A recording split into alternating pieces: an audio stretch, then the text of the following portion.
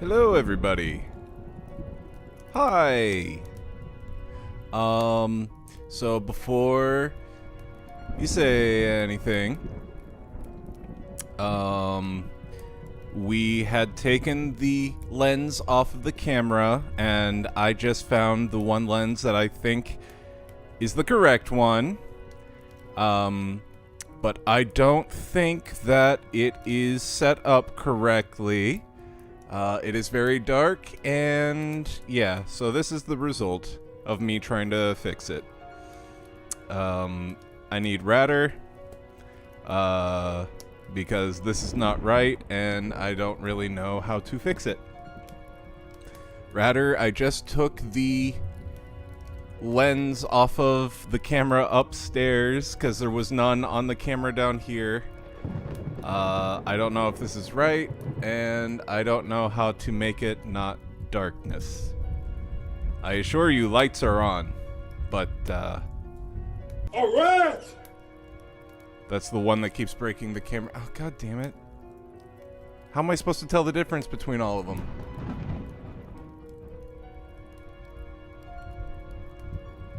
Well, it's working fine. It's just dark.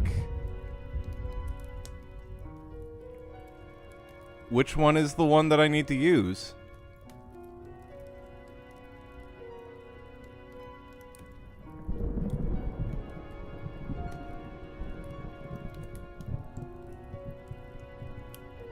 It always works fine at first. Well, I don't know what to tell you. I grabbed a lens that didn't look like it was used for shooting, like, a football game, and I wasn't going to go digging through your bag, so this was the one that I'm like, hey, you got it. Well, here we are. So anyways, let's get to gameplay. That's fine.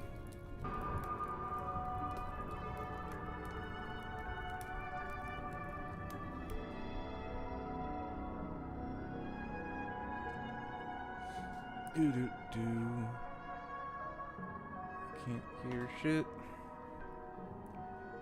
Radder can't fix anything. She is powerless. She is on her way home.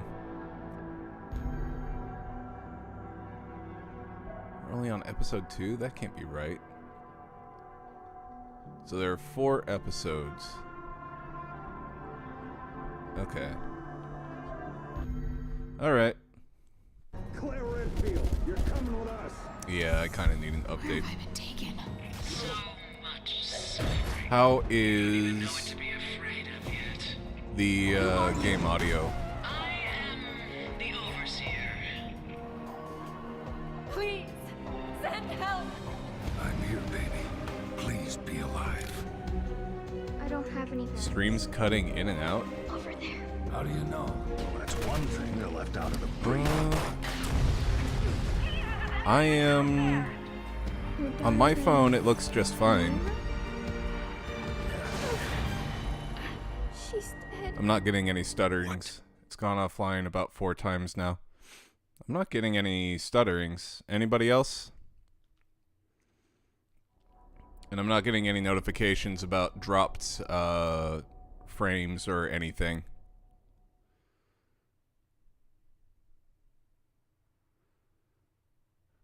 The diabolical sometimes adopts the appearance of good, or even embodies itself completely therein. Well, this will be a cursed stream, won't it be? It said stream offline, and that only shows when it actually is. Yeah, I still didn't get that. If anybody else wants to weigh in.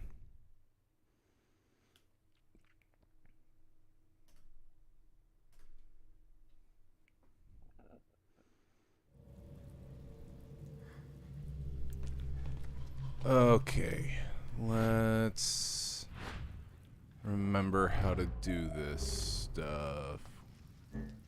Working for me and I'm on the road.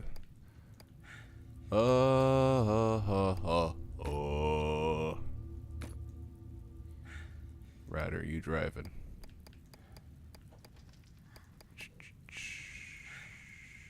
tourniquet. That is an interesting box art. You ain't even watching stream.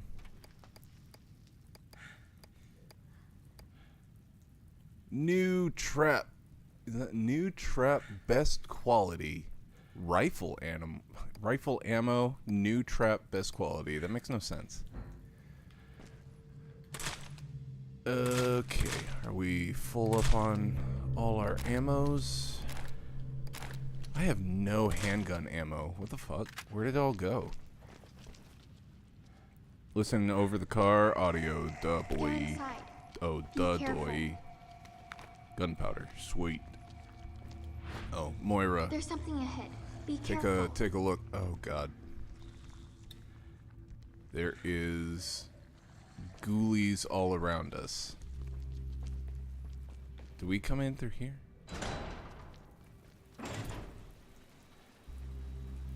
I can't remember. I can't remember where we are at.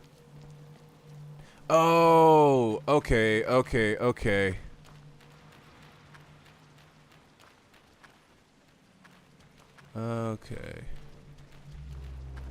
Any surprises around here? Point your finger, Moira. Or not Moira. Whatever your name is. I'll take this brick. This brick will be my friend.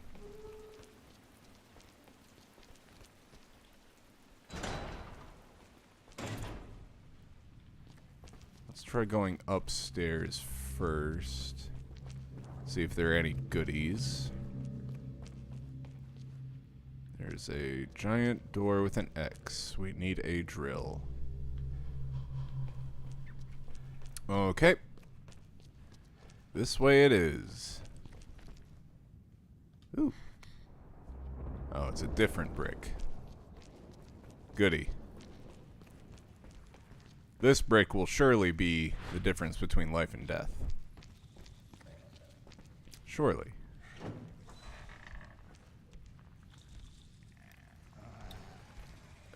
Squat, please. Point out where... There's something ahead. Be careful. Yeah. Thanks, Moira. Or, not Moira. Whatever your name is.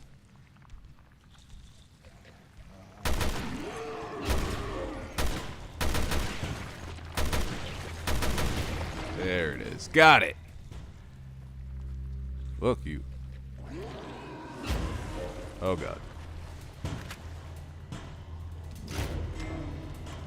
Where are the other monsters?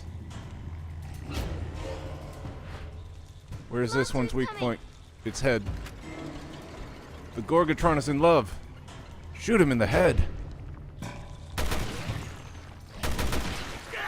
Oh, come on. No, I had him. Get off of me. I shot your little glowy bits. Come on. That's what I thought. Some cloth.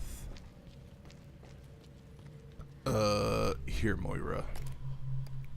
You may have the cloth. Combined with an empty bottle to create an explosive. We have no empty bottles. Okay. That's fine, though. Why don't I have, like, any ammo at all? Just have 24 rounds of assault rifle ammo.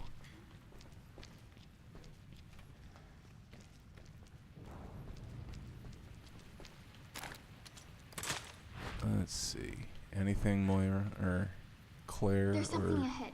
Be careful. not Moira or Claire, whatever your name is. I'm just gonna start calling her not Moira.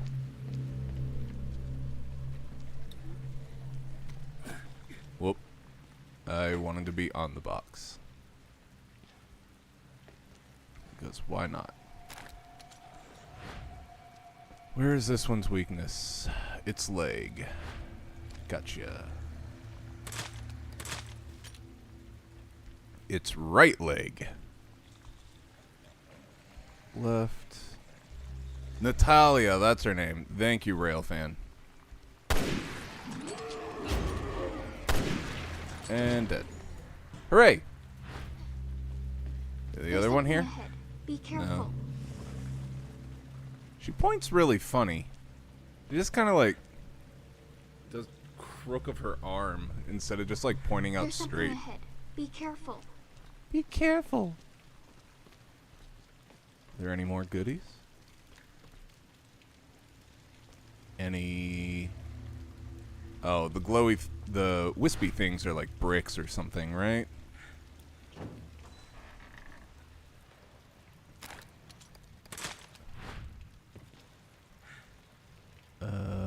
There is something stinky up ahead. I don't like that, and I'm not pointing at your butt. I mean, there's actually something stinky and creepy up ahead.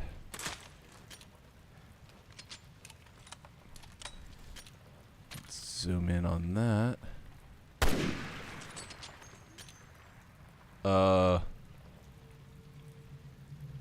Was I supposed to be able to do that? That doesn't seem like it was supposed to...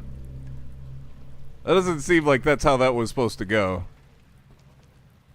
I don't know. That seemed like a very silly way for this thing to die. Okay. This one is the big head.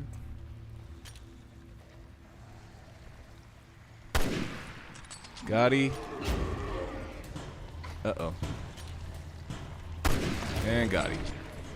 Very nice. And There's something point out, ahead. Be where's it careful. at? Oh God, they can climb. I don't like that they can climb. Boom goes the dynamite. Come on up. There you go. Yeah! Long day. Got in at 7:30 and didn't leave until about 6 p.m. Hey everybody! What's going on? Feel a bit like you, Space. Long day. Did you get a lot accomplished today, dude? And that do sound like a long day. I don't remember the last time I slept, to be honest. That may be a problem. Did you ever land that that other job that you were looking to get?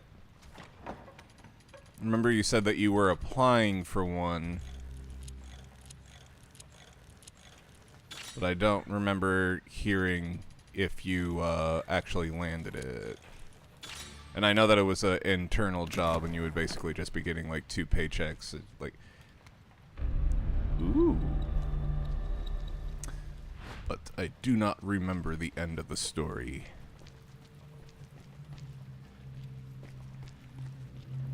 Any goodies? Any goodies? Any goodies? You know what? Who, me? Yeah, I thought you were looking for a second, like, part-time job or a part-time position at the company that you work for. The first hour or so was a bit distracted, but after that it was a lot of debugging and investigation into how to code categorical variables into MLR, yay stats, in Python. But I figured it out. Sadly, I didn't figure out how best to normalize the data. You'll get there, big guy. I believe in you. Nah, I have all the work I can handle. I figured you would. You seem like a very, very busy dude. I wonder if I was thinking of someone else. I could have sworn that I was talking to you about it. Currently working on a big project.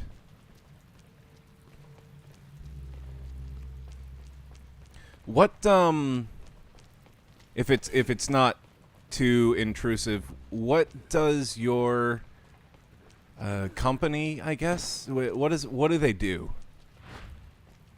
Like, do they make specific programs, or are you just kind of like the debuggers for existing programs, or what exactly do you do? Remember your stats class in undergrad, chill? I'm using that with real world data now. So in other words, you are actually using the class or statistics in real life, whereas I just had to learn it for a test. I do B2E software for corporate office. B2E. Board to investor? Break it down for me, spaceman. What is B2E? Business to employee. Gotcha. Gotcha. I do business to employee software for a corporate office. Gotcha. Okay. Ah!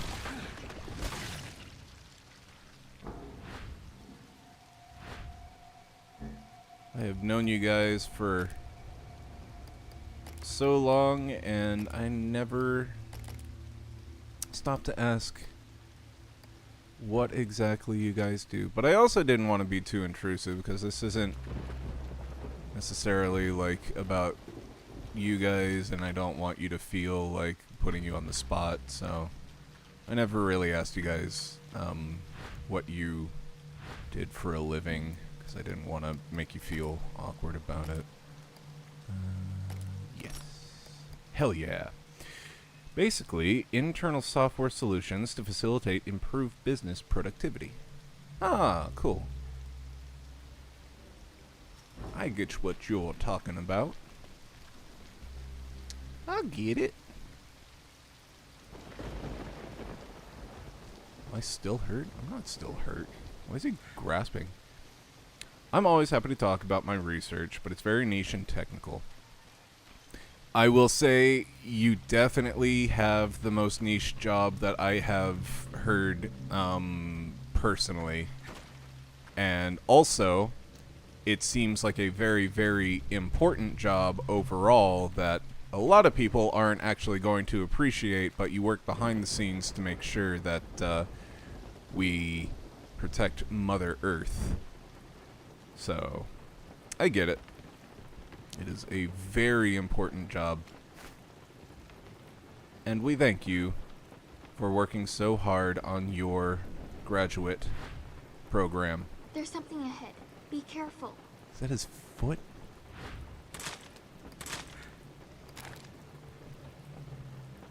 I think it's his foot.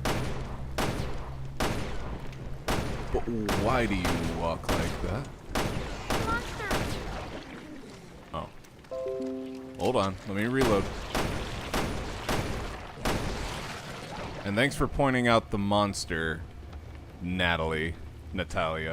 Indeed. Is she pointing or is she holding something? It looks like she's casting a spell. No, she's just awkwardly, like, pointing.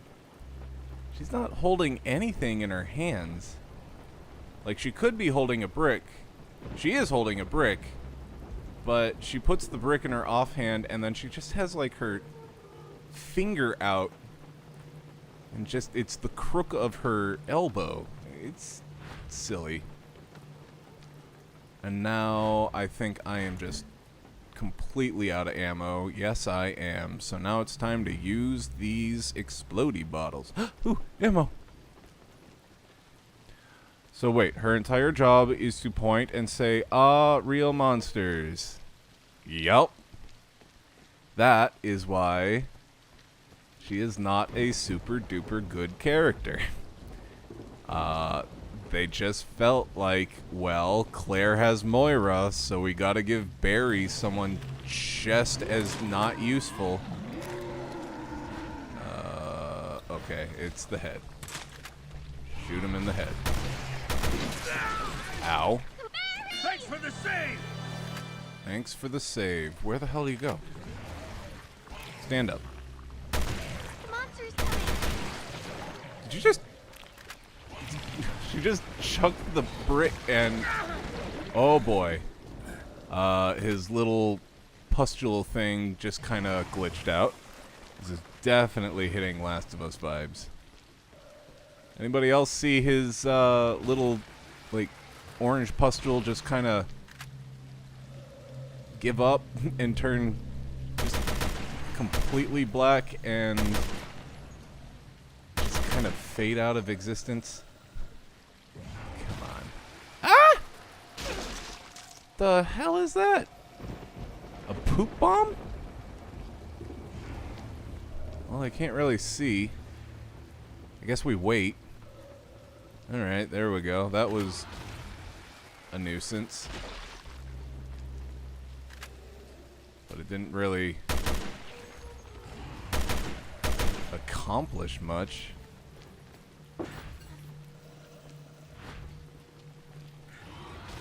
Ratter is home. Uh-oh.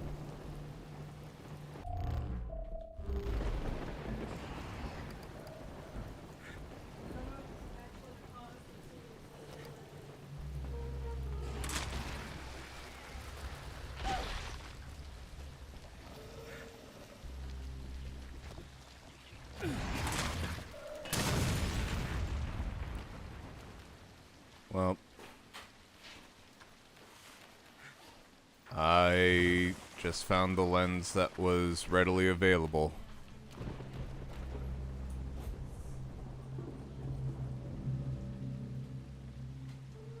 Should probably mark it somehow.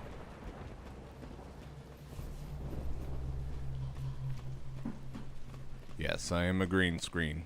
Give it just a second. Ratter is getting the lens that was with this camera.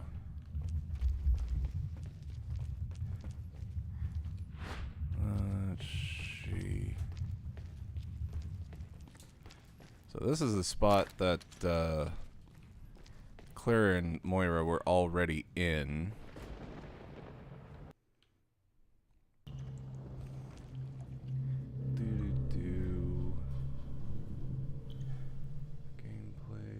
Face cam.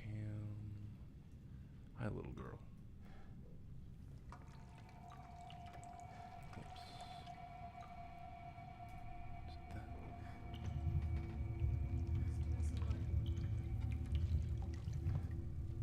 DSLR.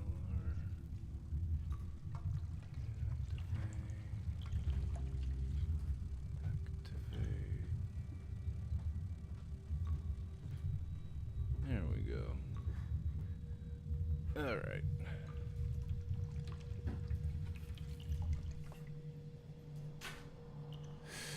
All right. Back to it. We are back. There are tons and tons and tons of bricks, but no ammo. This is completely worthless. What's up with all the hazy stinkies? What is this? What the hell is even this? Oh, those are the things that will like explode if I get too close. That's right.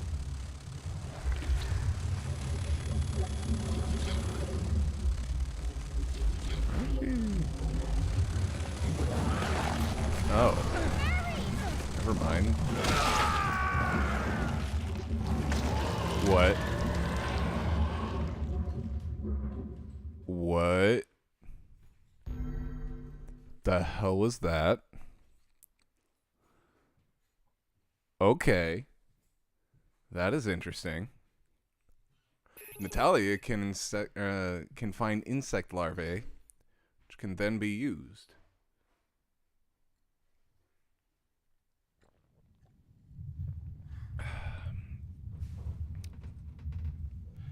Literally egg. Let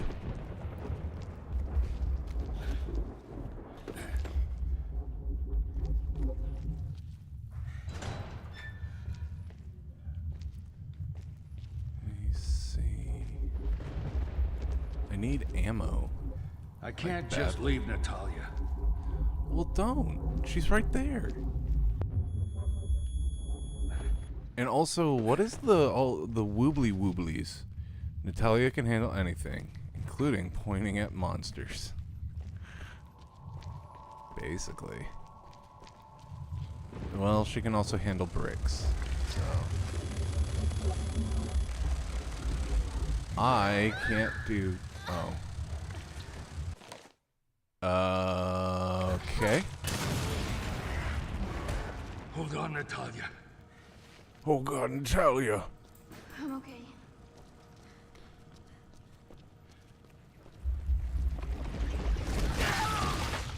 Ooh, that's not good. Ooh, that's not good. I don't know what's going on. I have no ammo.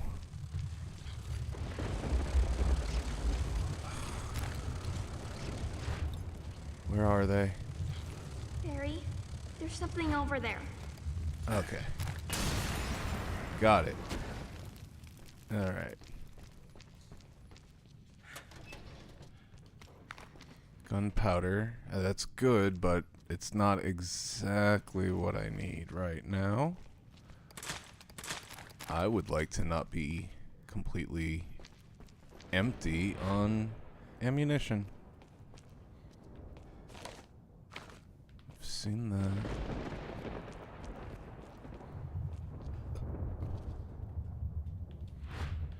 Oh, please be something good. Wait. Why can't I get it? There it is. Oh, thank Christ. Okay, here. Not that 8 bullets is going to do a whole lot, but it's going to do a lot more than no bullets. I assume. What have we got in here? Nope. Yes. What do we got? Nope. Nope. Yes. Oh, good. Another parts box.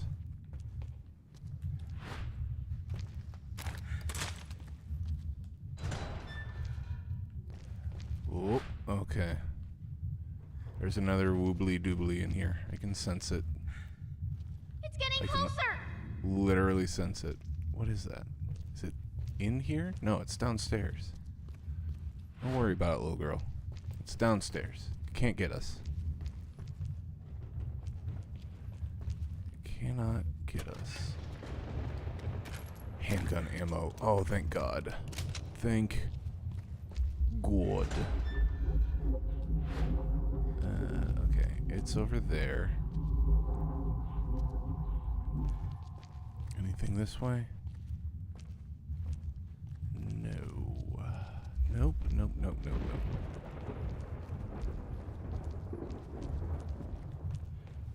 Nope, nope, nope, nope, nope, nope, nope. Where does we go? Where does we go?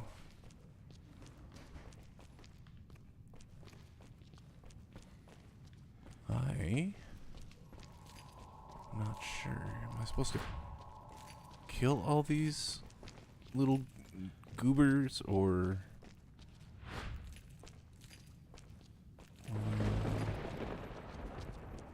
not sure exactly where I need to be heading.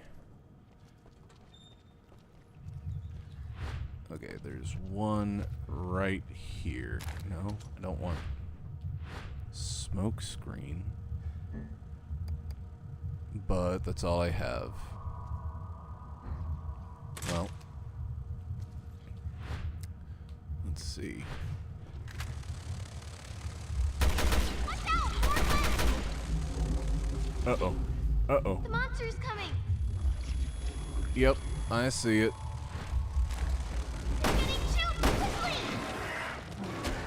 Ew. Okay. That's got a human-ass face. What?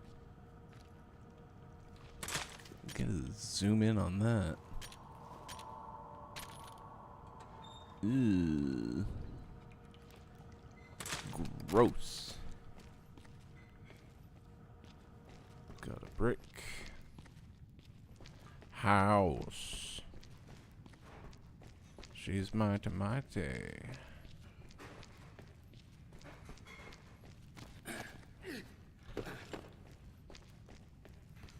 I shouldn't go on ahead. Well, don't. It's so dumb. She's always right behind me. Why would she not be behind me now?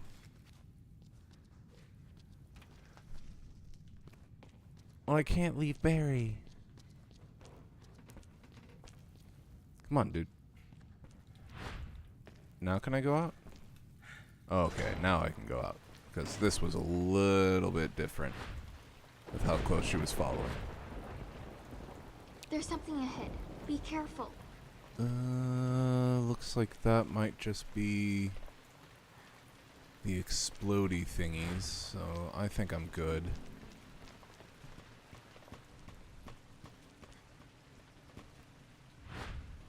There's something ahead. Be careful. There is something ahead. Be careful. Ooh, is it poppin'? Is that what's ahead? What is this? I think that's one that I already got, and that's just the color it is now. There's something ahead. Be careful.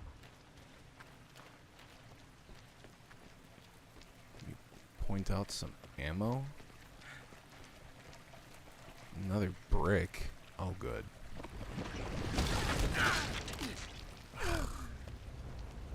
Oh, you're fine. I think. How do I know if you're fine or not? You're fine. I declare it.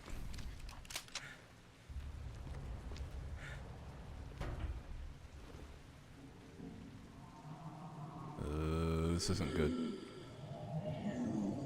You are false. I am as true can be. Fuck you. Damage level 2. Nice. We got anti-recoil, quick load.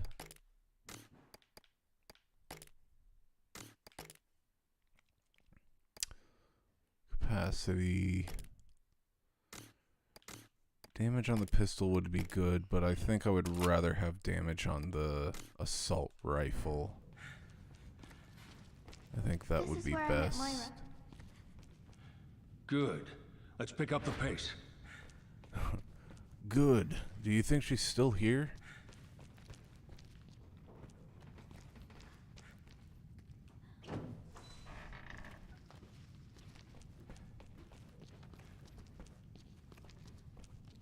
What is this? Odorous chemical. Okay, little girl, you go ahead and take the odorous chemical. That seems fine. What's that? Oh, drill. Drill, baby. Drill. Nope. I've read that. That is another fucking brick.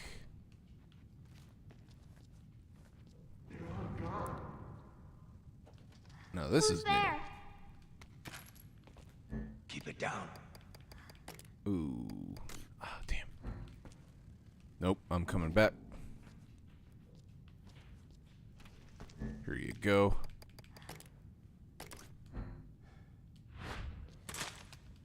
Let's reload this shit. Yes, please. Alright. Now, Natalia.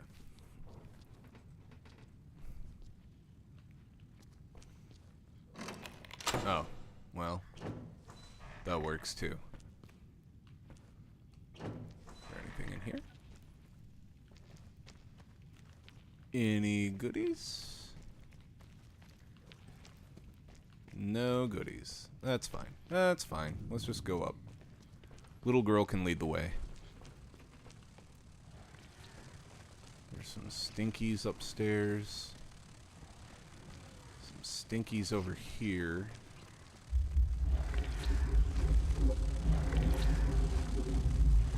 Ugh. Is it another invisible enemy?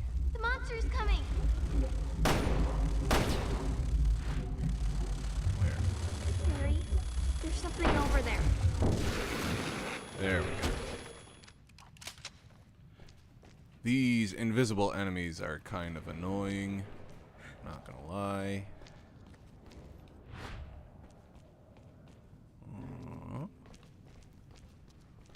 Nothing else. Alright. Let's get it. Get it? Tit it? What the hell does that even mean, chill?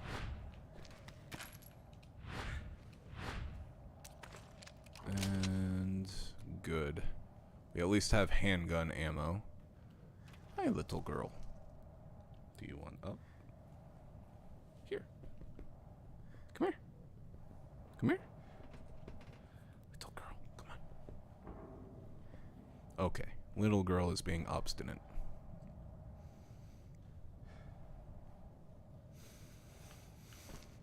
Okay.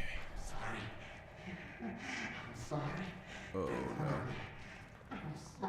Crazy person is talking to themselves. It's locked from the other side. Because of course it would be. I think we missed some good stuff in...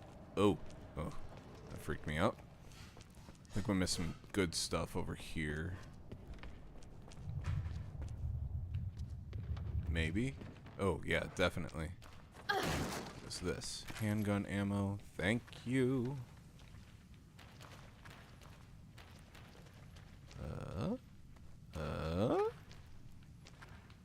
Nothing.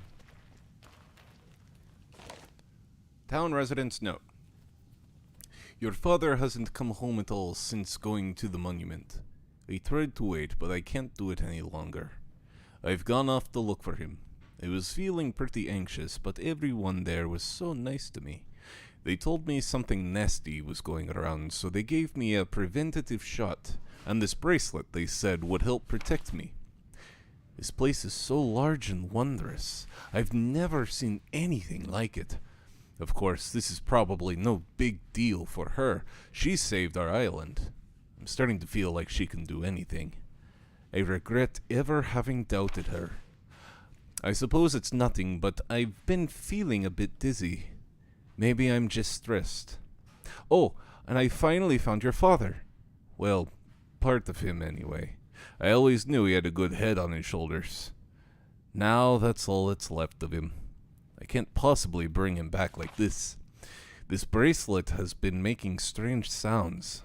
It's a little annoying, but don't you worry. I'm coming to find the rest of your father, and we're coming home. You must be so hungry. Well, that's very morbid, Mom. I found your dad's head. Ha ha ha ha ha. Hoo hoo hoo hoo. Good joke. Oh. Assault rifle ammo, thank you.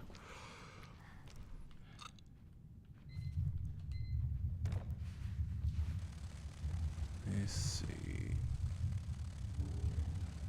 There's definitely something in here.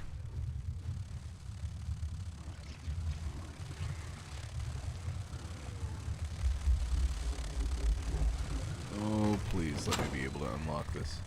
Thank you. Okay.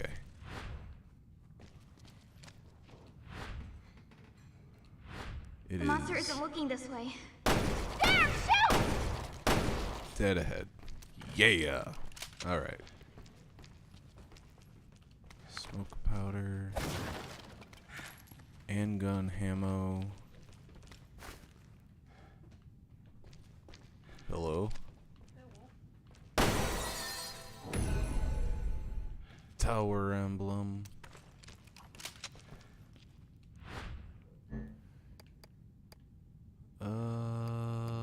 Let's combine. Good idea. Wait. Wait, did I just... Oh, okay. It just made more green herbs. That's strange, but okay. Past that, past that. Smoke powder, gunpowder, past that. Past that. You know what, little girl? You hold on to all the chemicals, I'll hold on to all the ammunition, and we'll both be happy. Or else. Let's see.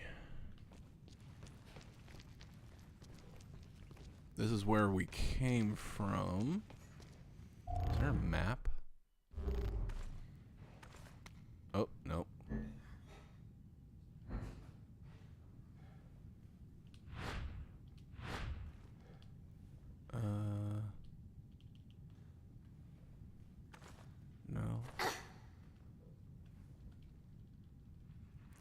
This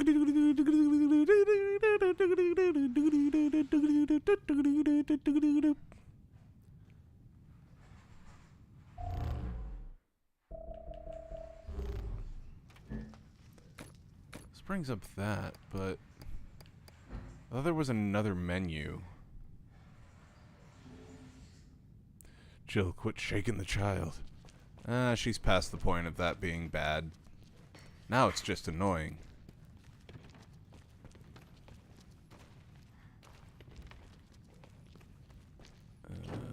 What's in here? Ooh, alcohol. The child can hold this. This is why I love these streams. Because we shake children.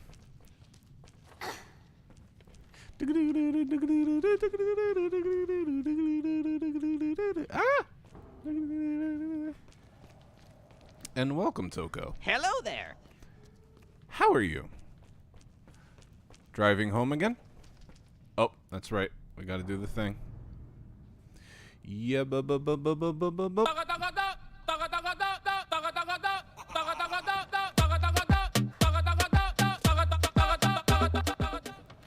we go. Obligatory. Ooh, handgun ammo.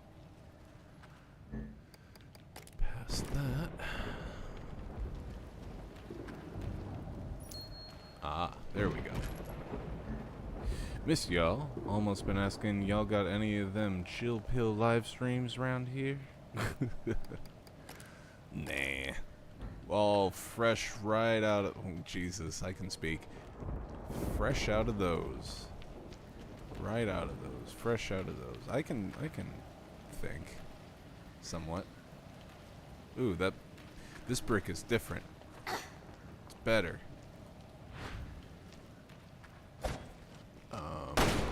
Nope. Okay. Happy anniversary, and yes, driving home. Thank you, and be safe. What did you think of the Mario movie? We loved it. It was very, very good. It was a perfect homage to Well, that's one the hell of a Mario franchise, and now I'm of the opinion that Chris Pratt was alright as Mario. But Fred Armisen as Cranky Kong was probably the worst performance and the most phoned in, I just want a paycheck performance out of the lot. Which is disappointing because he's a very funny man, but it just seemed like his heart wasn't in it. And I think that was that came across with his performance.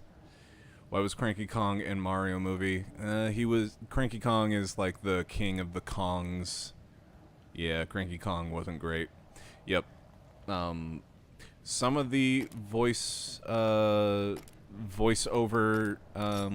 or voice acting was like way better than others. For example, Jack Black really stole the show, but I gotta say the worst bit was Cranky Kong. I think it was just very flat affect, which works well for sarcastic humor, but in voice acting, you need more oomph. Yeah, I think that's exactly it. I think he should have just been more cranky and like dialed up his sarcasm to 11. DK's dad for father problem relating with Mario. Yep. Essentially. But I mean, overall, the little details Natalia, get back! the little details and everything in this movie were just So this is what happens to him. ridiculous, man. I didn't even realize this until I watched a streamer that I like to watch who had, oh lord. I watched a streamer that I like to watch who had seen the movie. Apparently, I thought Charles Martinet was just the Jumpman cameo. No, Charles Martinet voiced Mario's father in Mario and Luigi's dad in this movie. That explains why they had him say all of the classic Mario lines like "Wahoo!" and "Mamma Mia." So that was also very, very cute. Had no idea that was Martinet.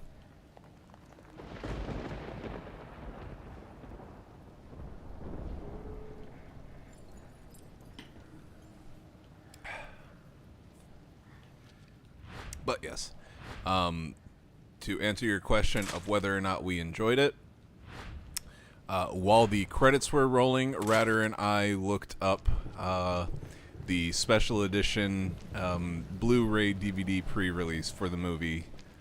Blu-ray, whatever, release for the movie. That comes in a special star-shaped tin. Monet was also Giuseppe. Giuseppe. Which one was Giuseppe? That was one of his, was that the uncle?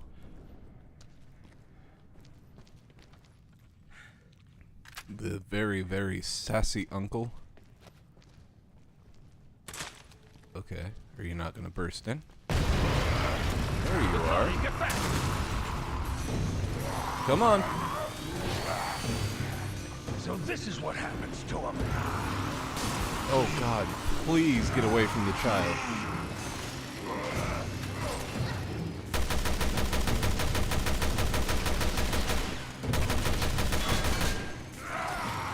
Uh-oh. That's a no good. Ah! Well, that was unlucky. I like that you wrote Martinet as Monet. He was in this movie? But yeah.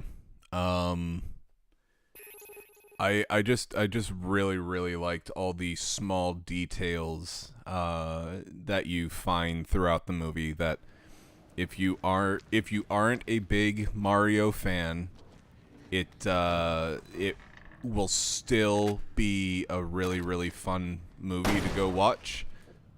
But if you are, Giuseppe was Giuseppe. But if you are a Mario fan, like, there will be things like, there were bits where they would play musical cues. Like, whenever Luigi was in the Dark World, there was a part that played the Luigi's Mansion theme, and whenever Peach got to the flagpole, it played the classic sound. Like, it was really, really cute and very thoughtful how they sprinkled in all this stuff.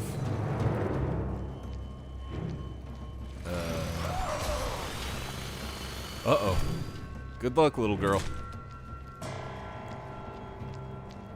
My partner is down, isn't she?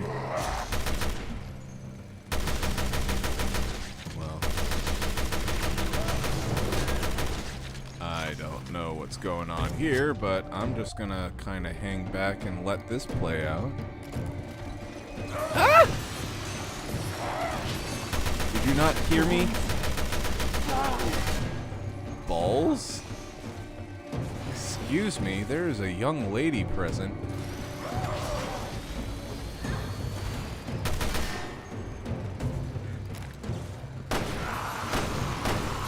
Uh-oh.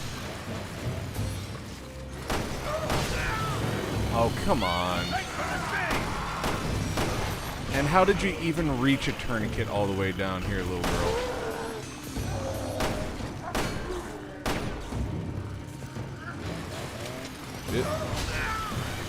Okay. I love how they recreated the World 1-1 on the construction street. I love the, there was a, did you notice the Punch-Out, reference? And then, Mario was playing Kid Icarus, and, a lot of the music, a lot of the licensed music was actually from the same era that the original game came from. So like the mid 80s. So, and how they incorporated the blue shell was very, very creative too. It was like, it wasn't just something that somebody threw. It was literally a blue Koopa. It's like, wow. They thought of everything.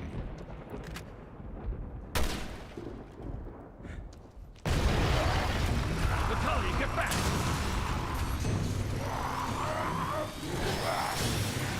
So this is what happens to him. I'm pretty sure I gotta shoot the eyeballs, but I was only able to get like one of the eyeballs to pop last time. Oh no, I don't have the parry attack like in Resident Evil 4. Uh-oh. Nope. Nope. Yes. Whoop. Oh, there's a weak point. The monster's coming. It's on his back. I see it now. Ow. Just kill me. Just kill me. Good! Barry! Barry! Wow, this guy is not very good.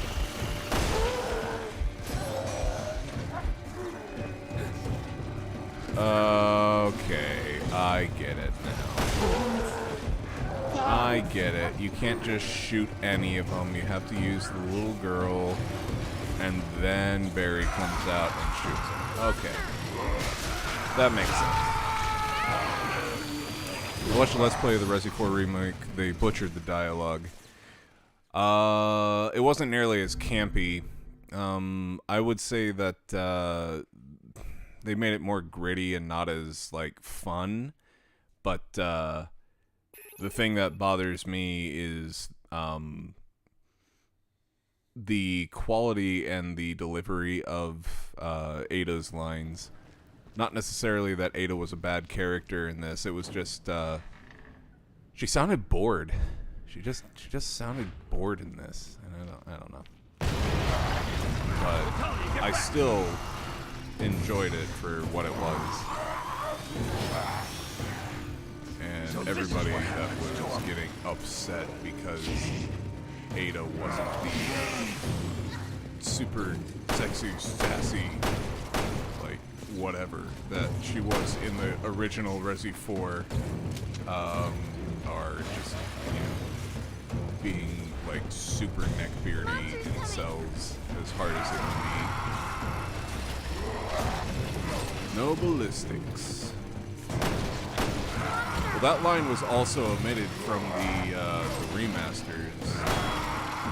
That line hasn't been in the game since the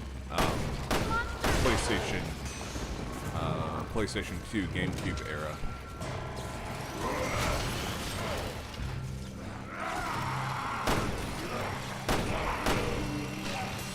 Jesus, leave the little girl alone.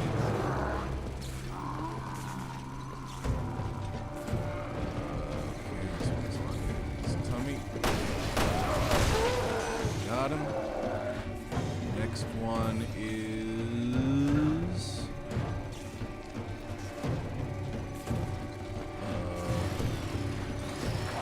oh, that one on the underside of his arm. Right. Yep, that's it.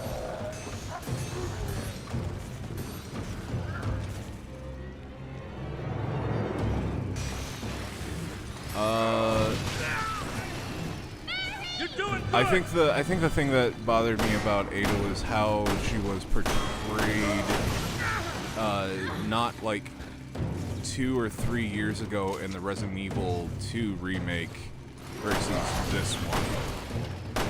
She was cool super spy in Resident Evil 2, but in this one she was just kind of like bored mercenary here to do a mission.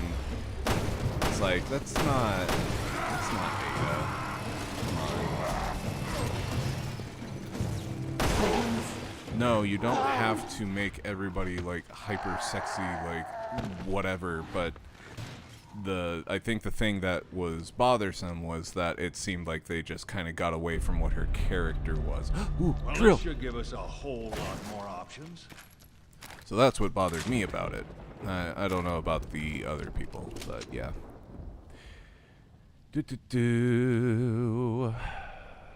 No ballistics. Murray, what happened to Leon? I don't know. I feel like Resi is supposed to be campy and over the top. If you take that away, it's just generic.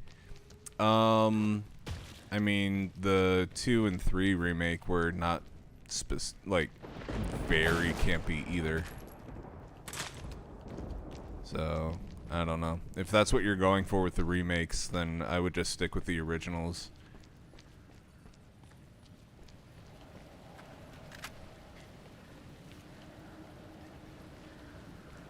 So we have a drill now.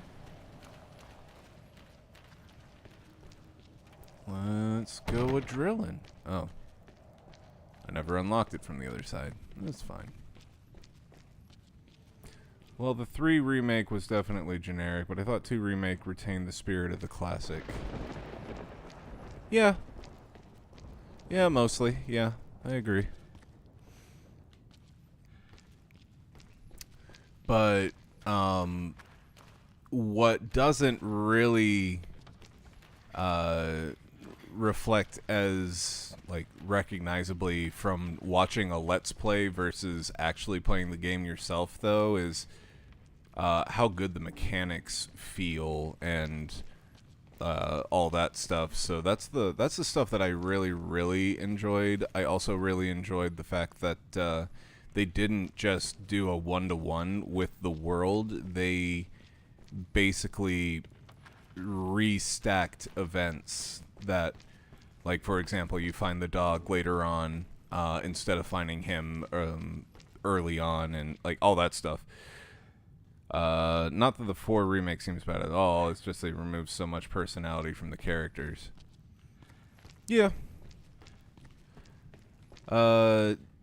Definitely now I will say that the portrayal of the merchant I feel like should have been played up more, but wasn't. But, you know.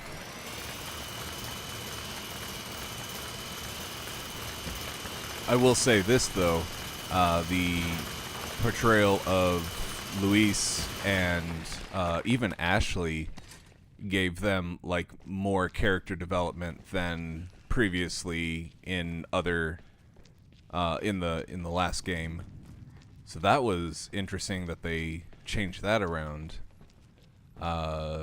And it definitely made you feel more attached to Luis before he died than in the previous one. And then you also got to see more of Krauser and understand a backstory and everything instead of just like, oh, here's a very, very, very tentative backstory that, I don't know, you can either dig into with another game or just kind of forget about. So I do like that they fleshed out those characters a lot. See, I was not a fan of Ashley's new character. She felt far too stoic and just detached from the situation. I just like that she isn't nearly as annoying. She actually, like, feels like a, well, she feels like a real character, instead of just a, constant, like, damsel in distress. Now, I still don't really like, Ashley, but I will say that her portrayal in this one is significantly better than, in the original. Come on. Let's see what we can Well, that's just my opinion. I'll be taking a 2-day applied suicide intervention course this weekend. Wait, what? Do go into detail. What does that mean? Like, this is a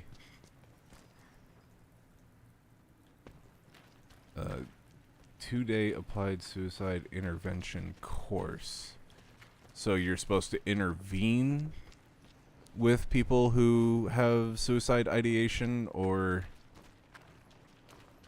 I hope this isn't for you, dude. I pray that it's not. This is a statement that requires explanation. Por favor. Are you hurt? Can't really tell if she's hurt or if that's just like rain on the screen. There's no real way to tell if these characters are hurt or not until like they're super duper like close to death and there's just blood all over the screen. A little nervous about it, but really feel like it'll be useful for my volunteer work. Basically to give me a skill set that I can use if I encounter it in my volunteer work. Okay. That makes me feel better. But good for you for taking this course. Good on you, dude. That's awesome. Mental health needs to be normalized and appreciated for what it is, and it needs to be taken seriously. So good on you for doing a course like this. And also, I am glad to hear that it is not you that like needs the intervention. That's what I was afraid of when you brought it up. I was like, oh please, if you need someone to talk to, just like talk to us. It's okay. Clinical experiment notes. January 24th, 2010. Trials from the T. Phobos virus are almost complete. We've managed to reduce the lethality of the T virus while creating the condition that it triggers upon the target being subjected to strong emotional trauma.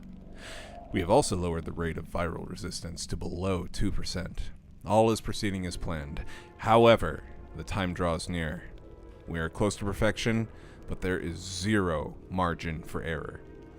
I work with a lot of marginalized folks in the community, so the volunteer coordinator asked us to get some training. Cool. Very cool of you, dude.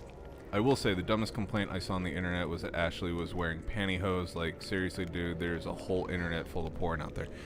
Yes, these people are upset that you can't upskirt the 3D model.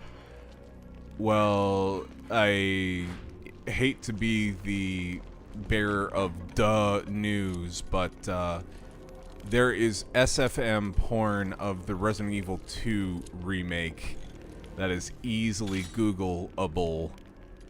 So if her wearing pantyhose is upsetting to you, don't worry. People with computers are already on it. There will be pornography of Ashley soon enough. So, like, Jesus Christ, neckbeards, calm the fuck down.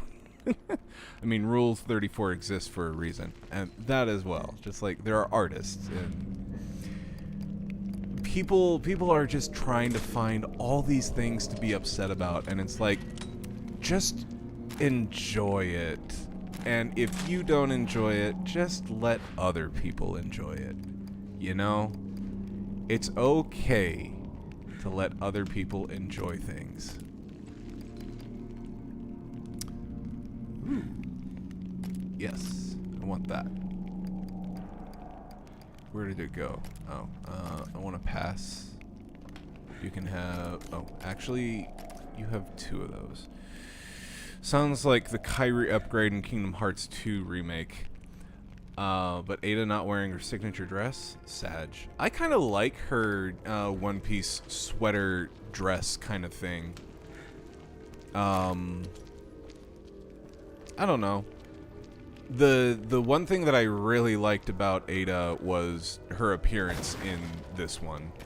I mean, if you want to like split hairs, in the original Resident Evil 2, she didn't wear a trench coat. But then again, you couldn't exactly see details on her then either. But I'm fine with her outfit. And I'm really... I want to be able to wear like the leather leather jacket that Luis has. Like, I think that jacket is just so fucking cool. But I know that I'm too big to wear something like that and, like, make it look as good. Parting words to my dear father. You poor, decrepit old man. You wanted to create a new world and rule over the world as a god.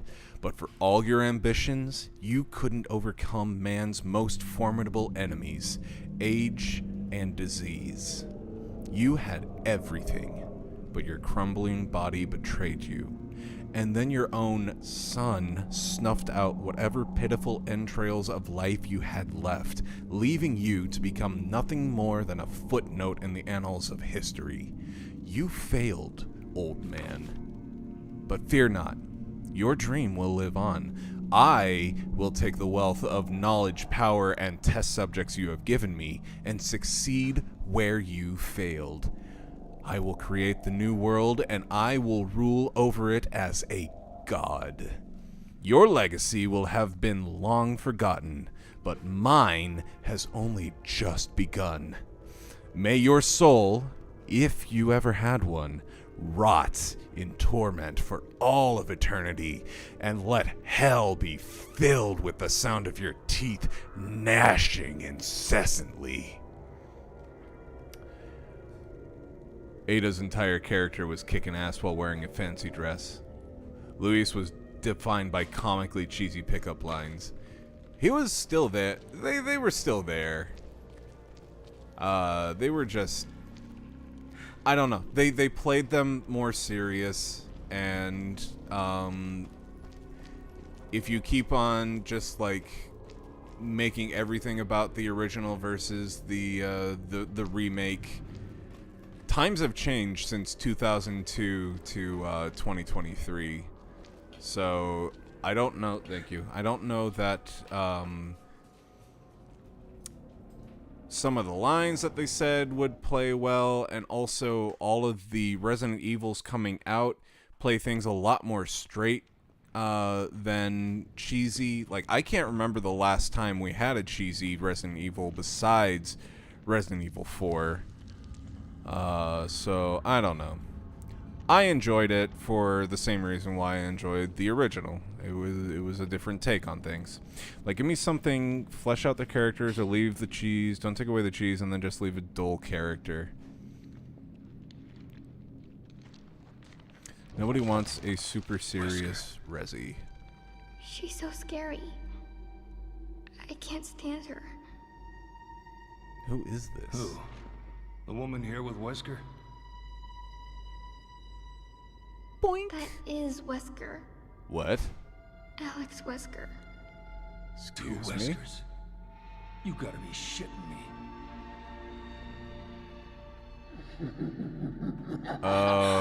Okay. Because I was saying Wesker. Thank you. I was saying Wesker,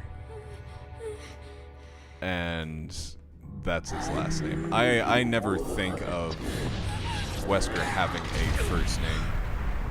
What the hell is this? Looks like one of the Skeksis from the Dark Crystal mixed with Bane. I'll do you one better. Why is Wesker? He, she, we, Wumbo? Wumbology? The study of Wumbo? We're gonna fight this thing, or is this the end of the chapter? This looks like a chapter end to me. Next time, on Yep. Revelations 2. Next time? Fuck off with that. I'm not gonna watch this. I'm just gonna play it. Next episode, Judgment.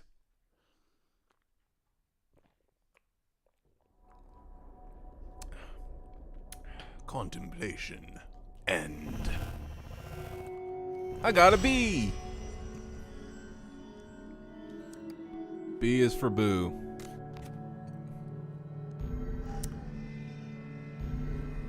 So, I scanned a lot of my amiibo. And because there is no limit, except for you can't use the same amiibo twice in a 24-hour period, I've unlocked everything except cancel any action with an evasion.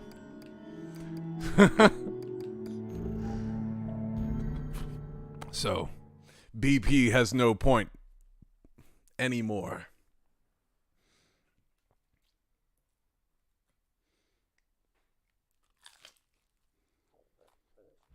Previously on Revelations 2. Mother of balls! My life is awesome! That bitch stuck a needle in me? Claire, get up to the roof! See? We're like sisters.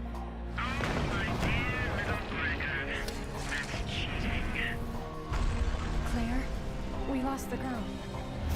Moira was trying to get to that tower when I was with her. Barry, there's something right there.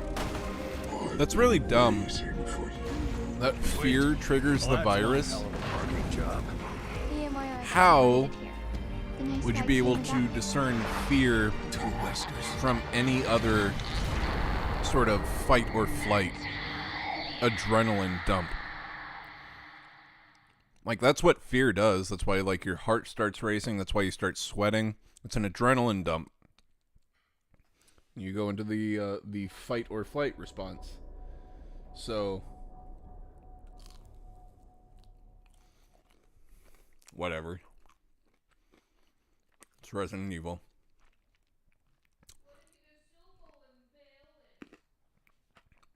Yeah, like Router said, what if you just get embarrassed?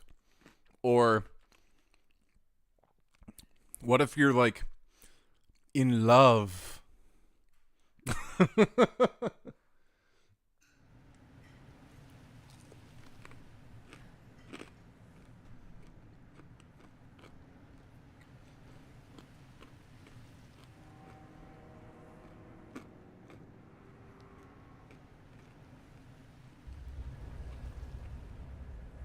Wait, what happened?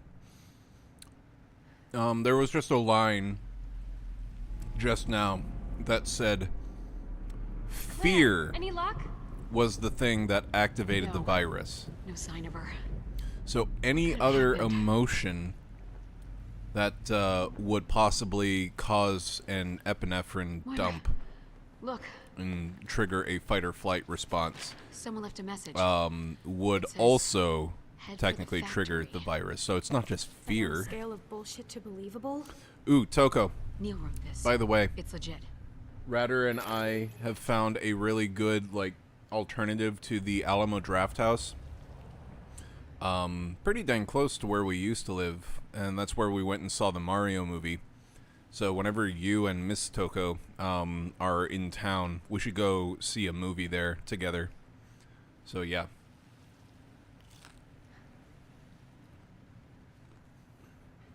And they have unique beers on tap, which is really cool.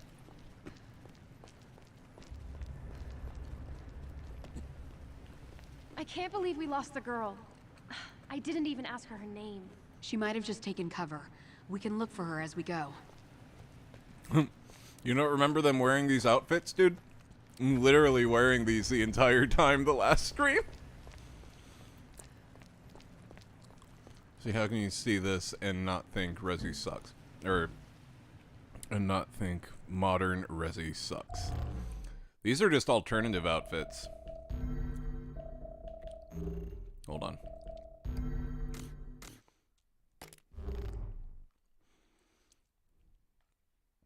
I just turned them on because they were funny.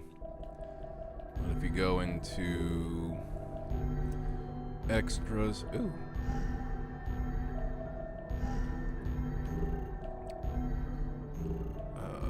Where is it? Not rewards. I think it's under campaign. Hold on. Special settings, costumes. This is the default Claire and the default Moira. But for some reason... Ooh. I got a new Moira one. Alright, I'll do that. Let's do Commandant. Lottie suit. Yes. Oh, she is going to be in the Lottie suit. Hell yeah. And yeah, no, I get that you probably think I'm joking when I say I don't actually watch the stream. I literally don't watch the stream.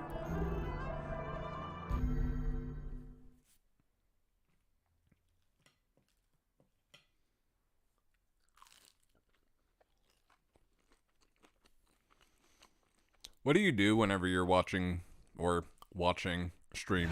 Previously on Revelations 2. Mother of balls! My life is awesome!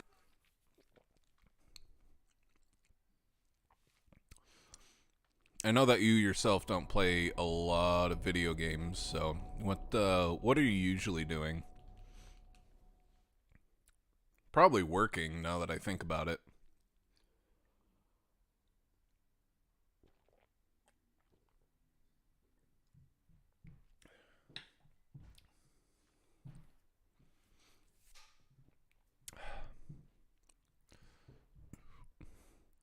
Usually I'm chatting with my girlfriend or working, and I keep my eye on the chat and listen for y'all. Gotcha. That's what I figured.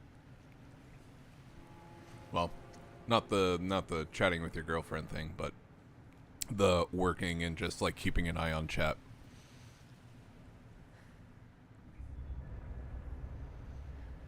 But hey, I have seen other mods for other channels do significantly less. So, basically just not there at all, and it's like, why are you even a mod at that point? So you keeping an eye on chat is, I didn't even ask her name. exactly She what might we have just need, taken cover. honestly. We can look for her as we go. Exactly what we need in this channel. Ooh.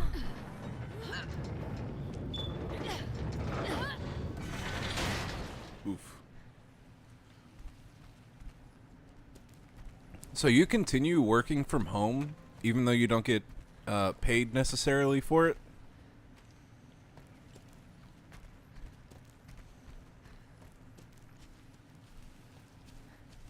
So, Like, I'm sure you Claire, have your how would the balls reasons come here? for doing I so, don't know. but it's Neil just does things. seems kind of sometimes. crappy that you continue working from home with your free time and don't get compensated. Oh, your salary. Okay. Yeah, it's still not okay, but also you would be getting paid the exact same.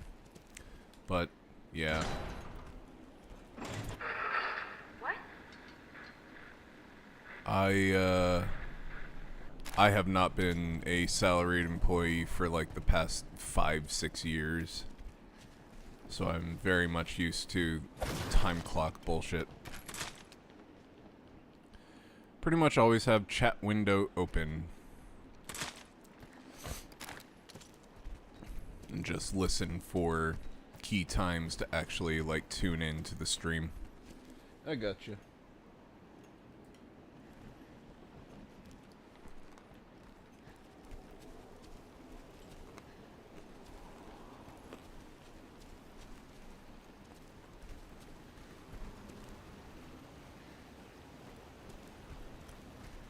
And Radder, I was thinking about it today, and I think... Welcome Oh god. to the Keerling, where all things come to an end. It's her again. Neat. It's like she's got eyes everywhere. Something's not right about this. I think you Be should careful. play Breath of the Wild 2 on stream, because I was thinking about your argument of like, people don't want spoilers, but also it would be a week in between times that you're actually playing, and people who would be who would actually care about the spoilers would be like just constantly playing and well ahead of you at all times, in all honesty. Like seeing a conversation with Cheese doesn't whiz well, whatever the hell his name is now, with people in our Slack group. He's like, I am going to clean the house so completely so that my wife leaves me alone on release day for Zelda, and I'm going to play through a ton of it. Use your help. And it's like, oh, you know what? Everybody who would care about spoilers is probably going to do something very, very similar to Cheese Doesn't Whiz Well. So while I understand your apprehension to it, also, everybody who would care about it is going to be way ahead of you. And I know that this is a game that you really want to play ever since you played through the first one. So I think, honestly, yeah, and it releases the day before your B-Day too, and also it would be on a Friday, a normal day that we would stream.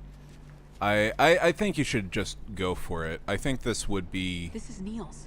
very, very enjoyable for you, and Behold Prometheus. yeah, you can make the argument of it isn't nearly as old of a game as That's the nice. original Breath of the Where's Wild, Neil? but also this is one that you're looking forward to, like super hardcore, not as much as Hogwarts, but also you've been looking forward to it a lot, We've got to hurry. and Neil I needs think me. you would have a He lot of needs fun You? with all this shit. Let's search inside. So that's just what I was thinking about. You of course are allowed to do whatever you would like to. Breath of the Wild is Radar exclusive title. Yes, it will be. It will 100% be a Radar playthrough. I will be here for the release day. Oh, that's another thing, is we can play it on release day, which would get us more views and whatnot and subs. And also, a lot of our subs came from your playthrough of Breath of the Wild 1. So this would be good for channel growth as well. But yes, Breath of the Wild will exclusively be a Radar playthrough. Jill will not be playing at all. This will be completely Radar.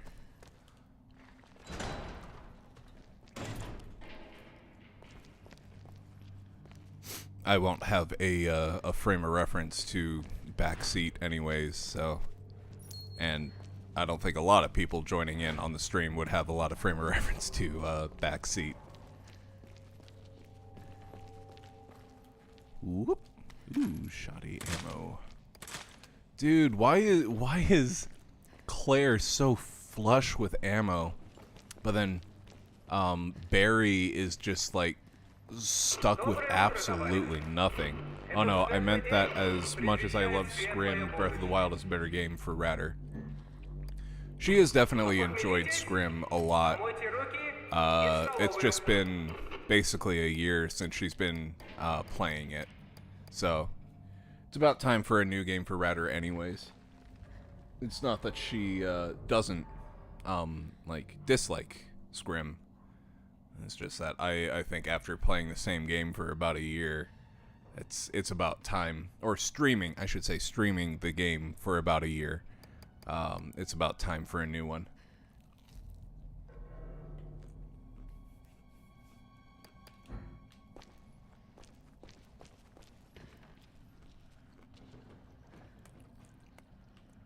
A, B, Roshik. I don't know what that is. Period.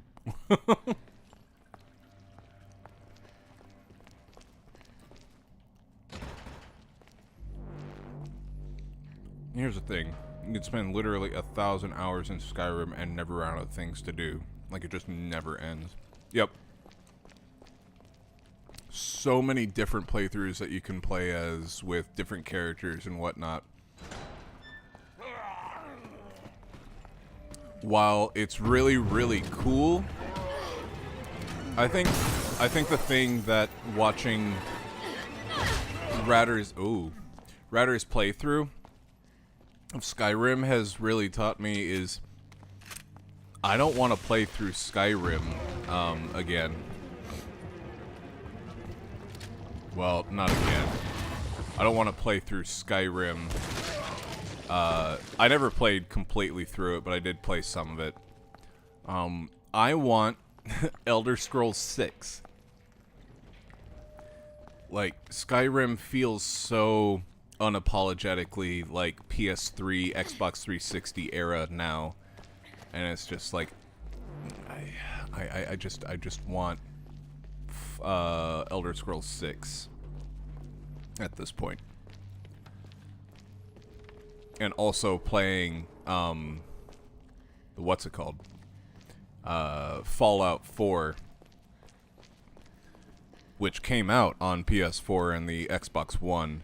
A retina scanner? In a factory? I want Bethesda to get their shit together and give us either... Someone else's eyeball? Well, no, not either. I Yay. want them to give us Elder Scrolls 6.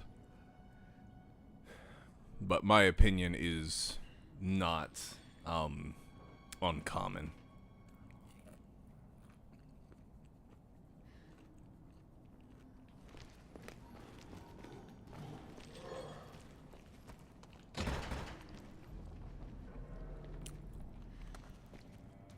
Like, you also saw the screenshots I shared with how you can make Skyrim into a new game with the right mods installed, so I think that's the one thing keeping the game alive, at least for me.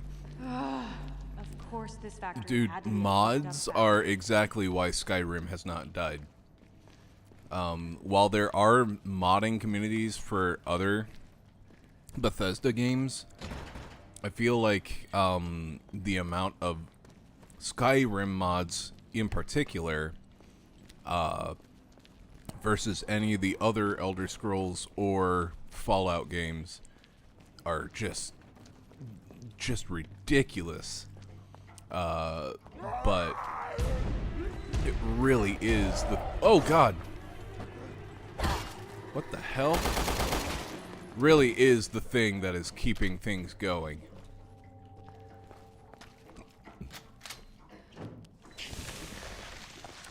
And that's like the same reason why people will mod things like Mario 64 and just like shit like that, because they haven't given us the thing that we're asking for, so we're just going to take matters into our own hands and make the game that we want. And so they do, but then it gets taken down. But in Bethesda's case, they're just like, okay, cool, mods, sure. This will keep the... It's actually been very good, now that I think about it, for the longevity of the game. And that's why they don't keep on releasing new stuff. Check it out. Is It's got a key in its beak. Let's why... find a way to pry it loose. Why bother releasing new stuff? Oh, God. Oh, we're dead. Oh, we're dead.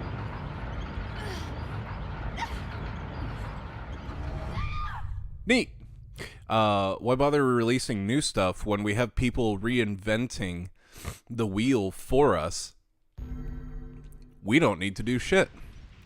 I don't think that they've decided to really put pedal to the metal with making Elder Scrolls 6 because of how extensive the modding scene is with Skyrim. And how well it sells every single time they do a new release. Skyrim has the biggest modding community of any game by far. I mean, basically all of Nexus is devoted to some flavor of Skyrim. Like, just think about it. There are teams of modders actually remaking Morrowind and Oblivion inside of Skyrim as new standalone games. That is Check it out. absolutely It's got a key in its bonkers Let's to find a way to pry it consider. loose. Okay.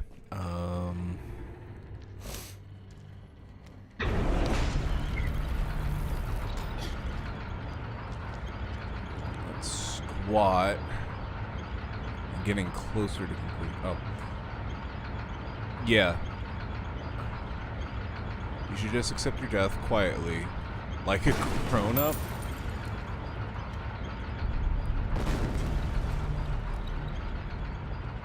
Okay. Okay, so I have to get the eye and then let the ceiling get down low enough to break the beak so I can get the key. But then what?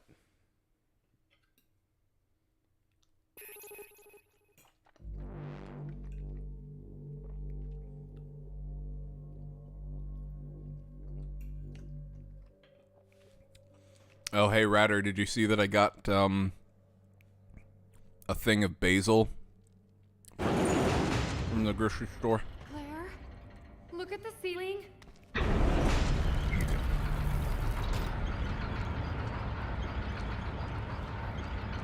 There's gotta be something.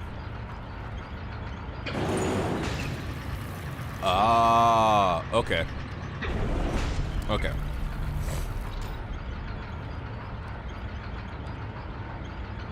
I'll let this go.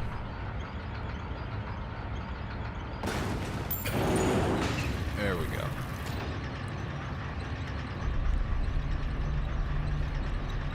Okay, we can't get through here yet. We can't get that eye just yet. Finally, they have a fucking... Ah! They have a fucking puzzle in this Resident Evil game. I feel like we've been playing this entire time and it's just been next time on Resident Evil. Now they actually have a puzzle.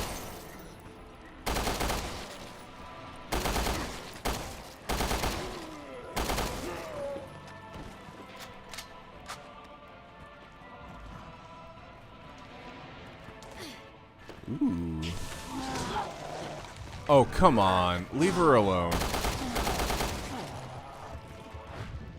Oh, I don't have anything? Here, shine your light. Well, that did nothing.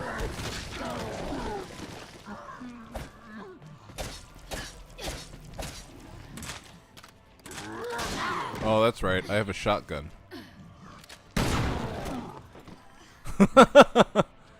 Oh, that's right.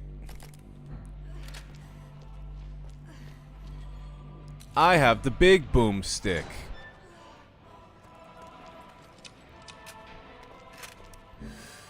But yeah. It's just kind of how the video game industry goes. If there's no reason to make a sequel because the original is still, like, doing gangbusters, then why put your money towards that?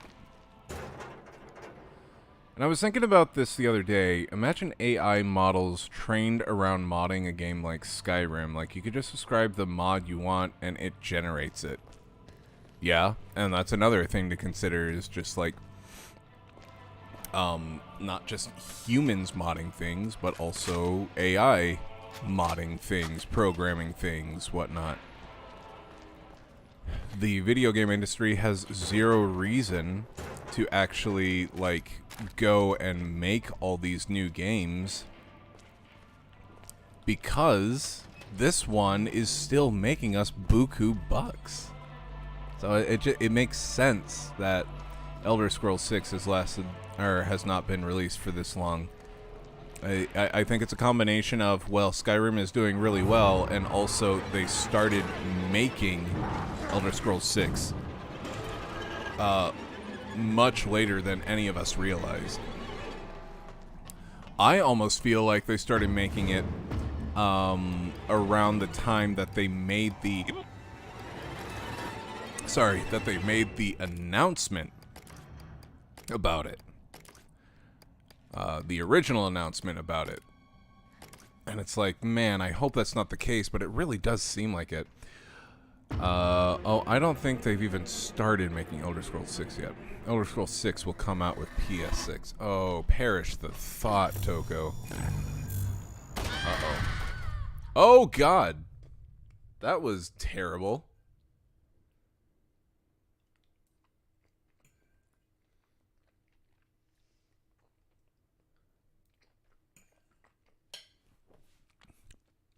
I think PS7 or 8. We're nowhere close to 6.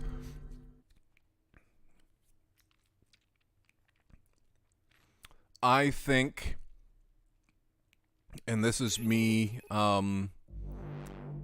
putting in my 2 cents, I think that we are going to hear about Metroid Prime 4 again before we ever see a new trailer for Elder Scrolls 6.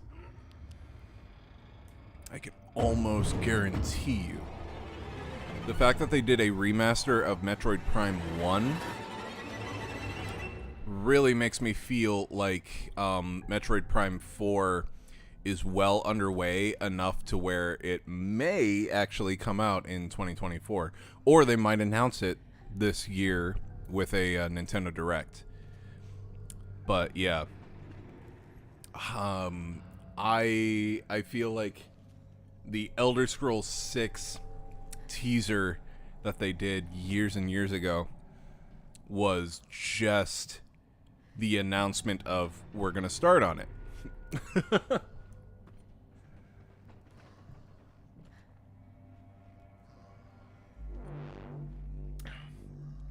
Which, if true, and they are wanting to match the depth that Skyrim Vanilla had, but with modern quality of life and like all that stuff, I am fairly certain Oh shit. I really don't think we should that go this any is further. going to be Right. a long No time moves. in the Let's making. back up and think this through.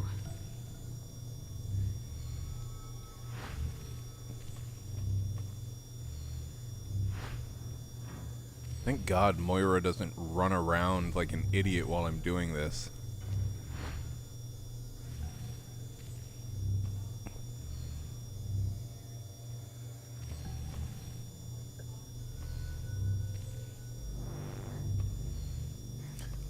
Today I saw two cops really hightail it towards the stop sign at the end of our street.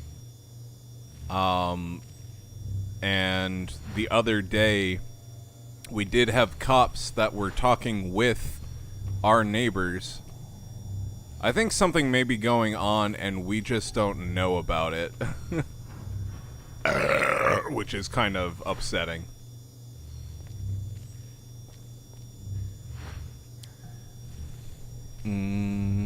Considering Skyrim was on PS3. Yeah, but I mean, Morrowind was, like, on PC not that long before, right? When did Morrowind come out?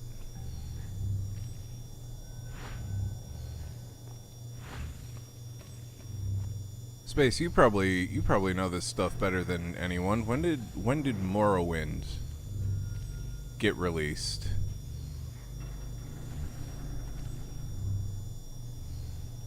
2002. And then Skyrim got released in 2011? 2002, Oblivion was 2006. So that was a 4-year difference. And then Skyrim was what, 2011? So a 5-year, 4-year, 5-year, and then we're well past where it should be. 6-year.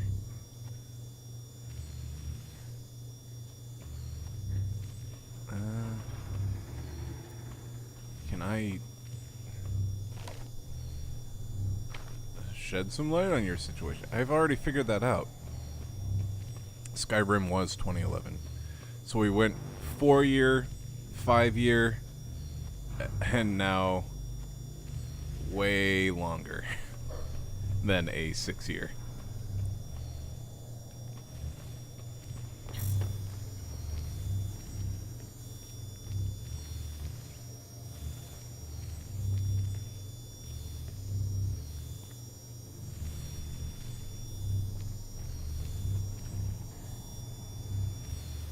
I was really hoping that I didn't have to do this, but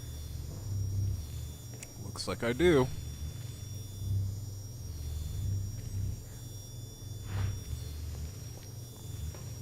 There we go. Alright. Give me that glass eyeball. Hell yeah, got it. Useful. Where is it?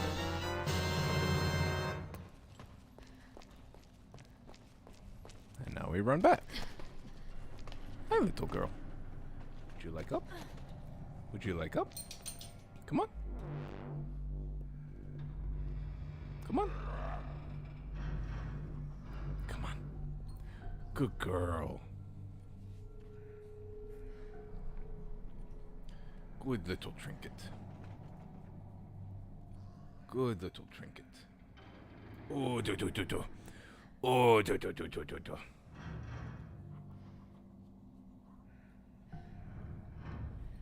Oh God, this dog is so spoiled.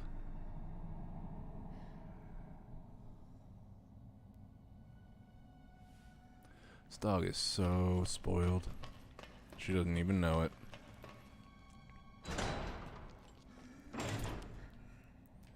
If anything, she thinks that we prevent her from having all the fun and whatnot that she wants. Retina scan. Uh-oh.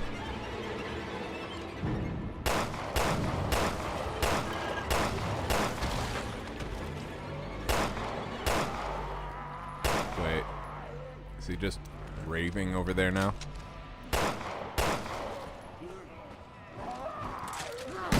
Go away.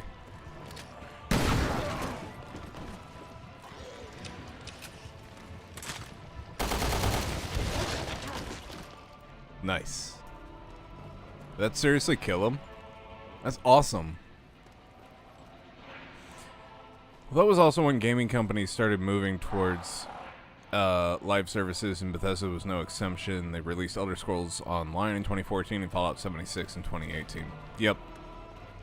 I was going to say, those are the things that really are preventing us getting a new mainline Elder Scrolls, is the live service games like Fallout 76. And it's upsetting that that's the route that they've gone, because not everybody wants to play games like that.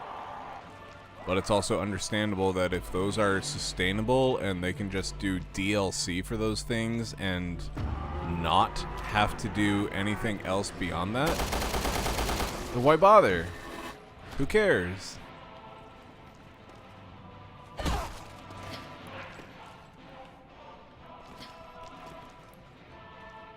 Okay, oh, you know what? I know what it is, little girl. I know what it is. Ooh. Shine your light. There you go. Machine gun pistol, or ammo, whatever. Okay, this is what we do. Take this, and then we replace it. That's it. This might work back at that retinal scanner. Yeah, I don't know why that I makes know. sense, but That's why I somehow got it. does. I am smart, much smarter than you, Claire Redfield.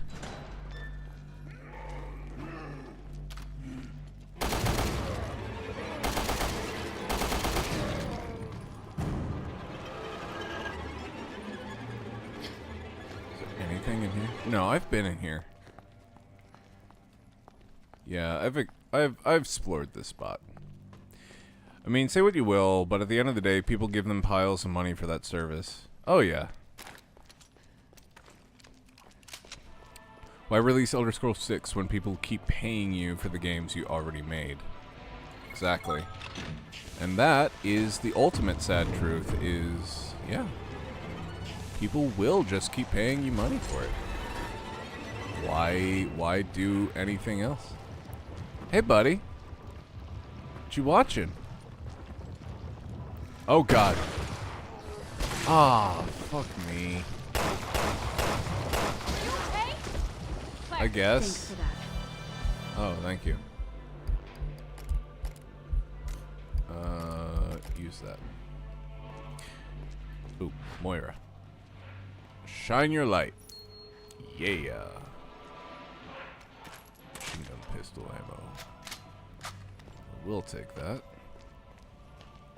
Now, what is the reason for me to be in here. Oh. Moira, look. Inside that corpse. Is that what I think it is? A replica liver? What's this supposed to be? Looks like some kind of body part. There's a map here, too. There's a... What? Here's What? where the waterways under the factory connect to the tower. But that asshole statue is blocking the way in. Oh, yeah? What were they doing? The gods punished Were the Prometheus LEDs by on? sending an eagle to eat his liver. So, now I know what this is supposed to be.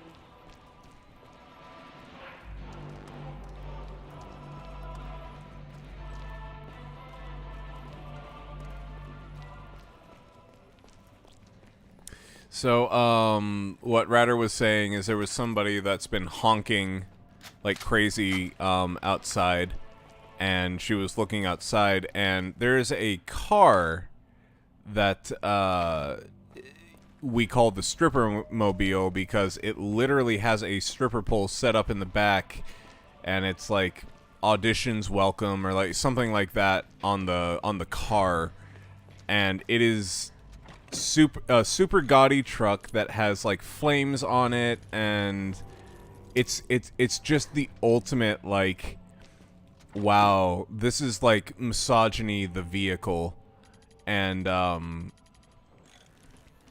yeah, toxic masculinity the vehicle as well, and it's just the worst thing ever. But anyways, Ratter just saw it driving by. We only ever see it parked. Ratter simps outside honking for her ooh. We only ever see it parked. But she just saw it driving by. And that's really funny to me because we didn't think that anybody actually would have the balls to drive that thing out. And it seems like it should just be something that's a parody. Like, they can't be taking it serious. No. It's very much real. But anyways, that's what she saw outside, and that's funny that they're actually taking it out for a spin. But we call it the stripper mobile. I have seen the person that drives it, and he does actually, like, legit have a beard. It's not a neck beard, but it is a legit beard. Right half an artificial human liver, so lifelike, it's almost creepy. I think we are looking, for a mannequin, if I were to guess.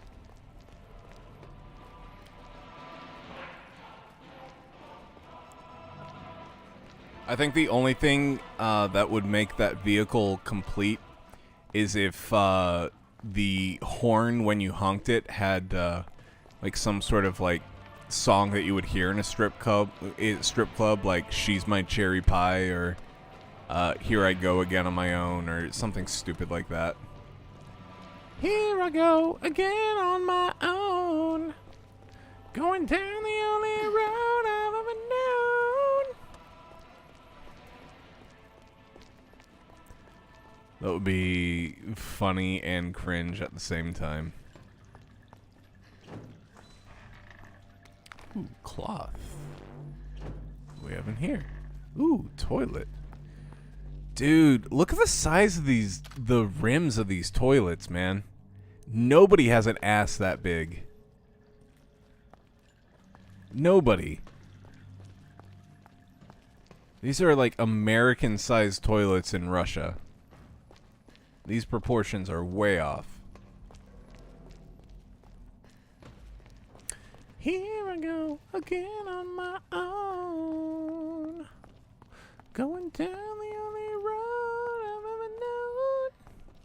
Like a pauper, I was born to walk alone, and I made up my mind. Can't wait for no more time.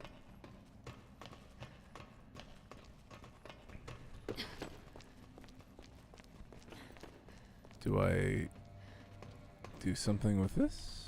No?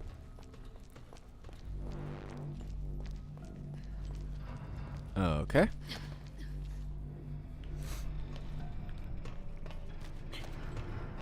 There are no metals to shoot here.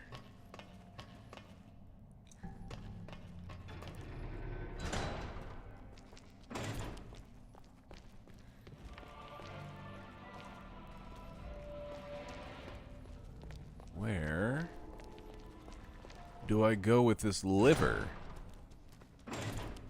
Who needs a liver? Speak up or forever hold your peace. Ooh, focus. Shotgun, that one. What does focus do? Oh, I guess it's for this. To expand the blast area. Parts for shotguns to focus the spread, causing greater concentrated damage.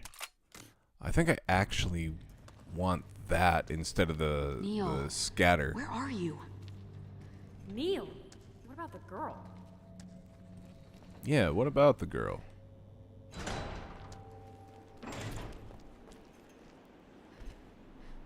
Okay. Oh, that's right. I remember where we are now. Okay, so... Oh, yeah, there's a body part right here. That's right, that's right. Okay. I think we're half a liver short. We are half a liver short. That is a statement. That is a statement if I ever heard one.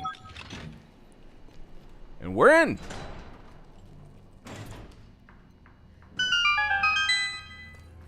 Ugh, it smells like cow shit. They must Oh have yeah, kept that's me. animals in Sorry. there. Can I combine this with... Yeah. Tell you what, I will be right back. I gotta go tinky winky and I'm gonna go get another beer. Hold on 1 second.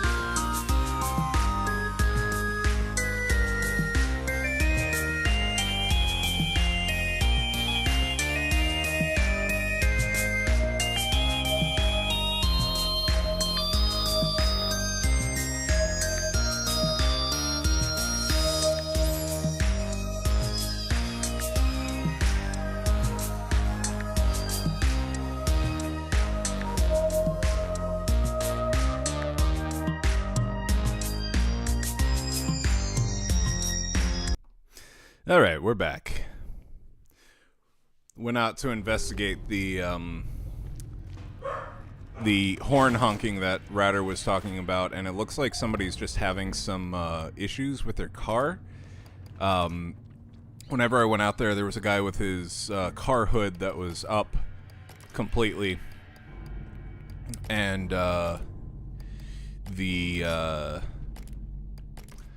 hood, like I said, the hood was up, and the horn was honking sporadically, but also the lights were lighting up every single time that the horn honked, which makes me believe that it was triggering the car alarm somehow. But whenever I see car alarms, they're a lot more rhythmic, so that seemed kind of odd. But also the guy was just like looking at his car and eventually just kind of like threw his hands up and just closed the hood of the car, and that was that. So it looks like that's just car trouble. Now the person that slowed down and looked at our house while talking on the phone, that's something different. I don't know what that is, but I'm hoping it's something innocuous, like somebody is lost while they're trying to deliver a DoorDash or something. Oh god. Reason to be alarmed, but also sometimes strange things like that are purely because, well, people are just kind of lost. We are definitely not going to do what they did up in, was it New York the other day? Ugh. Can't believe people with firearms are just like getting dumber and dumber. My factory is ruined, and it's all thanks to her. What the hell is the meaning of all those traps she set? She says security. I've never seen security like that. What the hell is secure about any of this? She's got twisted ideas in her head. It must be her parents' fault. Who knows what kind of horrible abuse they subjected her to. I gotta watch my temper. I went too far, started yelling at her. She showed me though. She reneged on her promise, and now she's running the show. I don't want to piss her off anymore, so I keep my mouth shut. I know my place, and that place is staying alive. After all I have left is my life. Did you see the cop that got shot in the head? Nope, I haven't heard about that one. I heard about the woman that pulled into the wrong driveway, and then the homeowner came out and shot her. That one.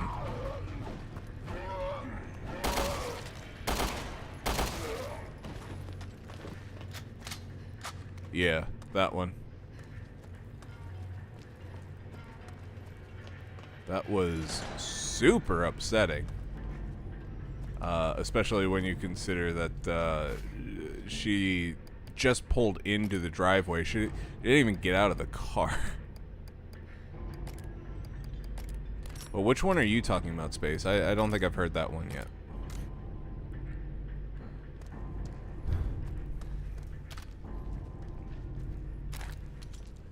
It bothers me to no end that there seems to be so many, like, shootings in America now. The shit stain went into the office and started shooting up the place. 2 officers arrived on the scene, had no idea where he was, but they could hear the shots. They did their job, but one got shot. Never even had time to react. It feels like people are just getting angrier and angrier, and like it almost feels like this kind of stuff has become normalized enough to where people feel like justified whenever they decide to do something like this, which definitely is not the case, but it feels like it, you know, whatever.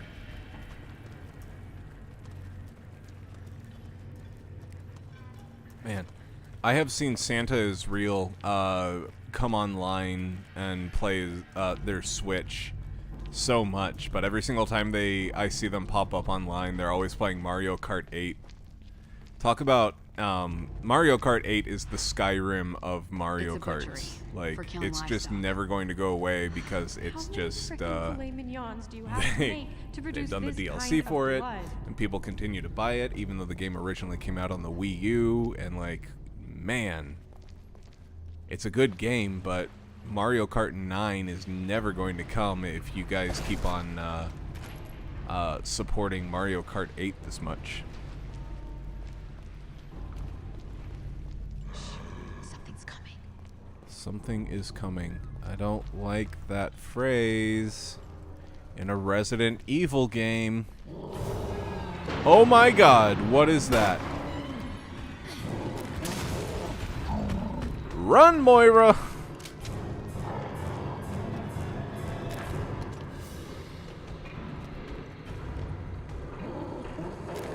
Where is it? Thank God the pig is there. The pig seems to have saved me. Uh-oh.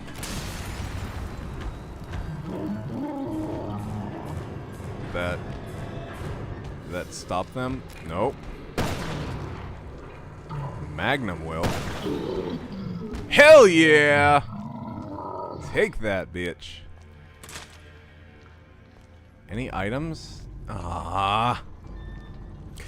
Like, I know it's popular right now to give cops shit, but can you imagine going into a situation like that? Balls of steel, man.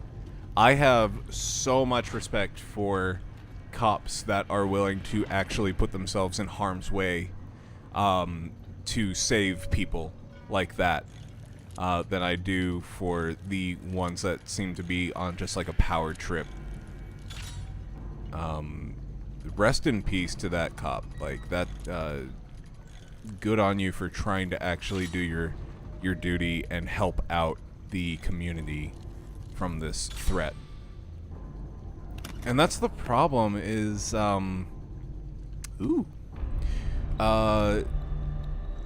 not all cops are bad. It's just that the ones that are in the news are the negative minority. It literally is a case of a few bad apples spoiled the bunch.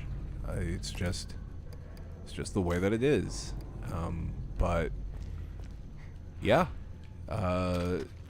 people like this deserve to be remembered for their heroic acts, and it is a very, very touchy subject right now, but I legitimately am happy that there are people like that that are willing to put themselves in harm's way to save others. This is what they became cops for, to protect and serve. So good on him, and thoughts go out to his friends and family. Actually, walking towards the sound of gunfire when you can't see where it's coming from, I don't think many people could do that shit. And like you said, he didn't really have time to react, so it's like it just came out of nowhere. Well, it didn't come out of nowhere, he just didn't know where it was coming from, and he didn't have time to actually think critically. He was a rookie cop too, former firefighter, wanted to help his community. Last I heard, he was still in the hospital, but he might not make it through. Oh, he's still alive? Okay, well, I hope that he does make it through. And they were able to get the shooter, right?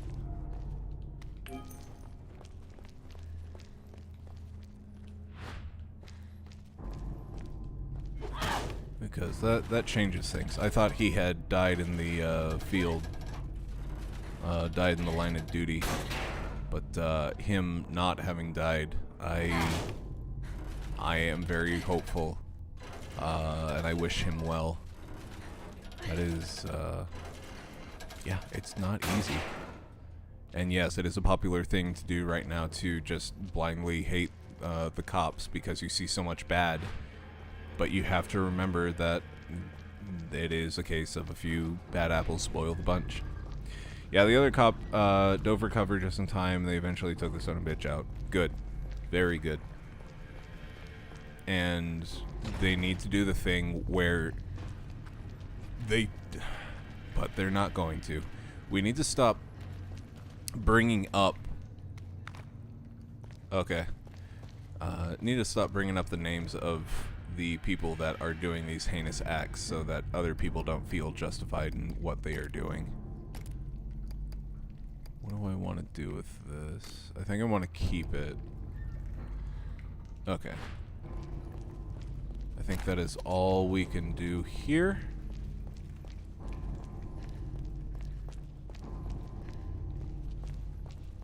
Let's move on. What are you looking at, little girl? Huh? What are you looking at?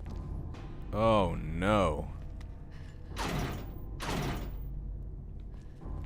I don't like the spinning Iron Maidens at all. What is this? Okay. Uh-oh. Run. Run, run, run, run, run, run, run, run.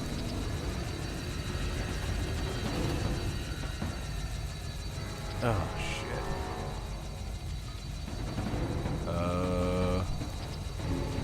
Is there a stop button somewhere? Oh, no. Oh, fuck.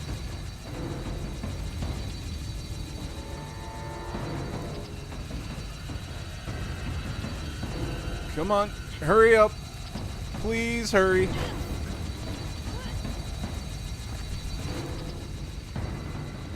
Oh god, I gotta play as Moira. I'll take care of this. Hang tight. Uh-oh. No. No, no, no, no, no.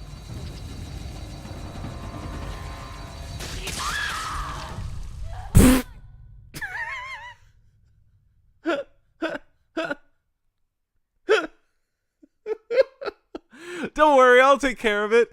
Jumps directly into the fucking blades. 100% agreed, Chill. That's why I refer to him as pronouns shit stain and waste of oxygen. Absolutely. Okay, so when I got up there was a box to open, but I didn't see another way down. I thought that me jumping down there was the correct way to do it. Clearly not the way. I got turned into a chopped salad.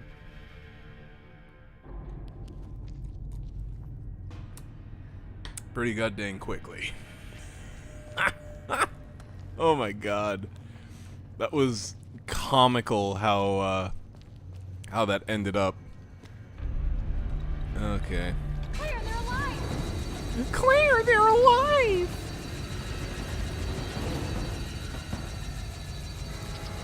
Okay, Moira. Now, I also have a bad feeling that if I don't do this right now, I'm not going to have another opportunity.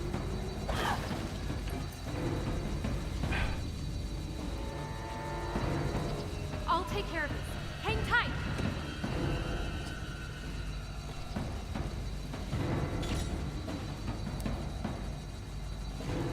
Okay. Nope. Damn it. Hang tight. I gotta break this thing open. Okay, one. Hang tight, Claire. Oh yeah, got it. You're gonna be so happy, Claire. I got a rare parts box.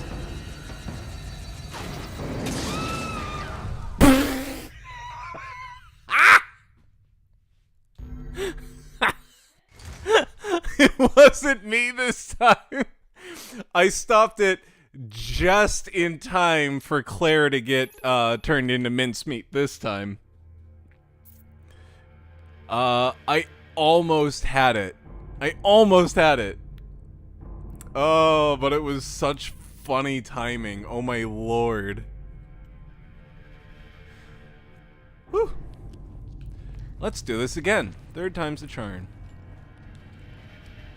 So I just saw one of my friends was online playing Have a Nice Death, and that is one that I've been interested in, but also not interested in because I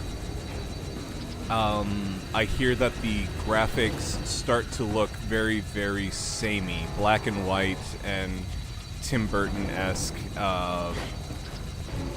roguelite, where it's kind of like it plays like a Hollow Knight, but is not nearly as ooh, I'll take care as of- diverse Hey, looking Ty. as Hollow Knight. So diverse Hey, looking Ty. as Hollow Knight. So I want to play it, but I think I'm gonna wait for a sale on that one. Have a Nice Death looks cool, but I've got other stuff that I want to play. I just recently beat Fire Emblem Engage, including all the DLC.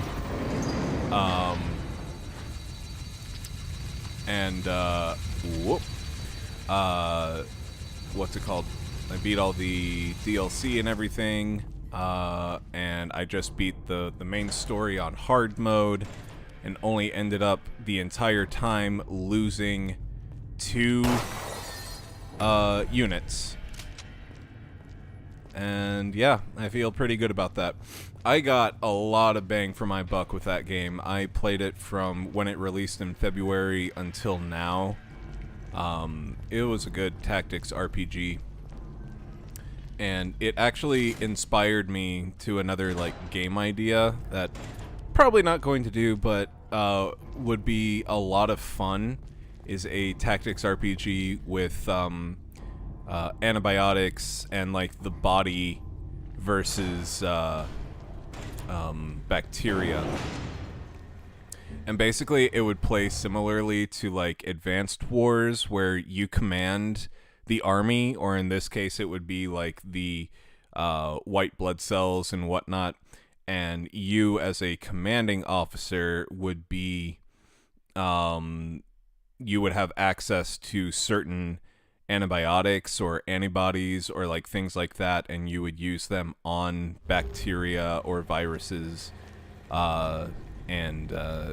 yeah, the battlegrounds would be different areas of the body, and it would be what's it called, very, very, I want to say anatomically correct, and I guess that is correct, a correct way to describe this, but it would be like you would have MRSA in a skin infection, you would have listeria in a meningitis or something like that, like, you know, whatever. But yeah, I was thinking about that, and it's like, oh, that'd be fun to have just like really derpy looking bacteria with like balls like surrounding their body, and it's like, oh, this is Staphylococcus, you know? I don't know, I thought it would be kind of fun. But playing a lot of Fire Emblem, and soon to be playing a lot of what's it called, Advanced Wars, I thought that would be kind of fun to have a tactics thing with bacteria. What am I supposed to do here? Oh, I can go in here. Okay. Okay.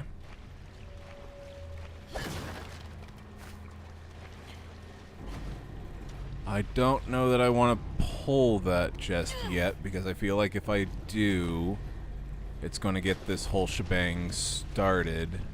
I need to make sure that I have all this stuff ready to go. This door does not Could use your help. door.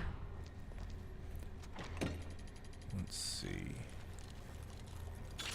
Okay.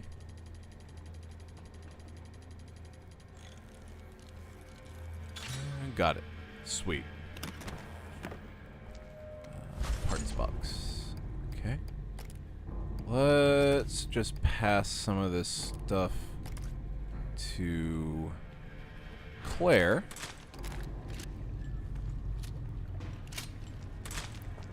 And okay. Let's do it to this. What does this do?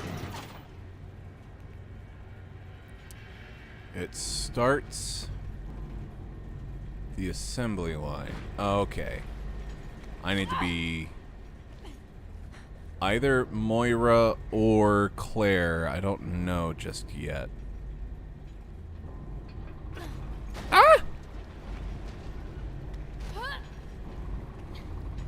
I must need to grab onto like a hunk of meat, right?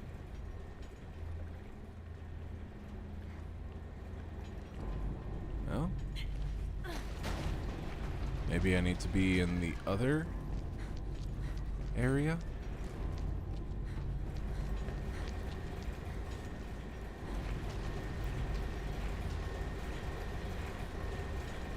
Okay.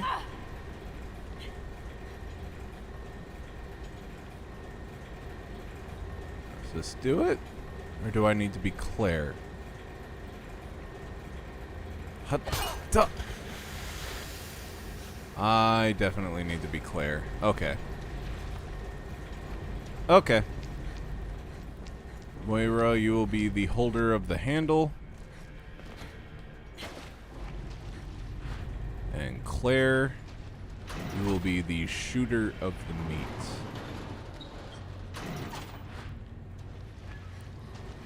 That works. Whoop. Let's see here. Whoop. Oh, alright. We're jumping over.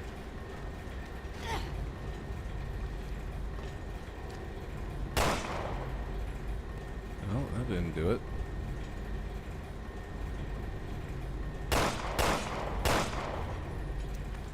How does shooting it not do it? Maybe I need something heavier duty? Let's do it. Okay.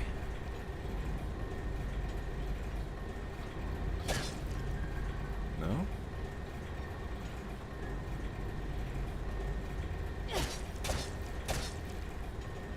Maybe I do need to be Moira. What? What the fuck? That's weird. Okay.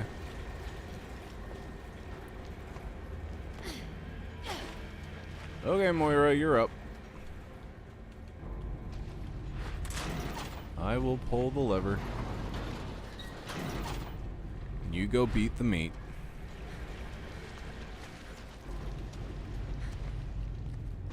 Ooh. What's this? Topaz. Alright. Scanning one of those amiibo will, like, get you 1,000 BP guaranteed, so that 100 is, like, nothing. Okay, so I can do this. And then it just throws it down there. Can I pick it up? No, I can't. Okay.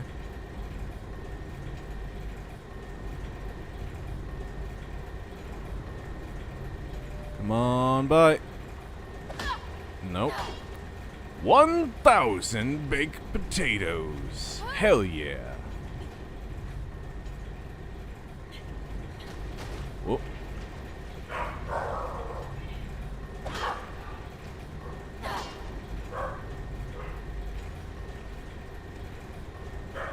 Oh, I know. I know what it is.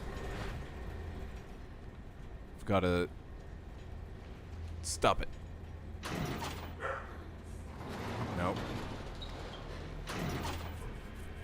I've got to stop it right over.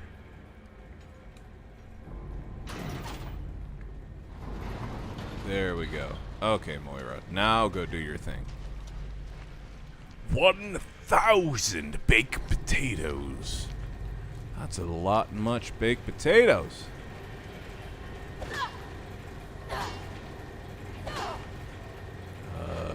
Can I shoot it now?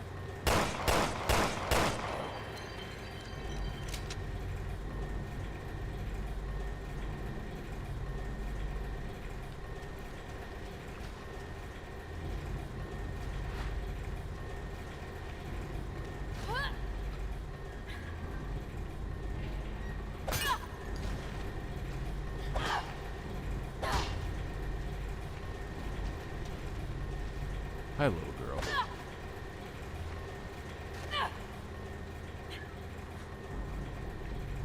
What if I shine my light on it? Really hard. Come on.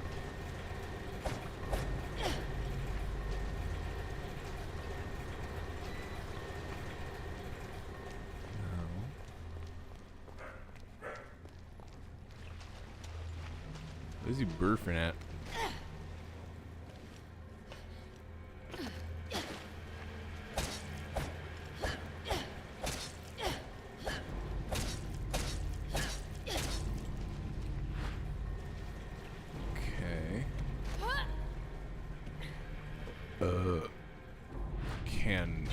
No, I don't want you up here.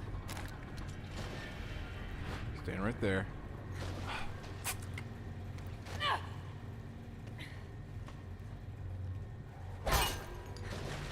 There you go. Pick it up. And it's gone in all the blood. Okay. That is clearly not the answer. Let's see. Can I move any of these buckets? No.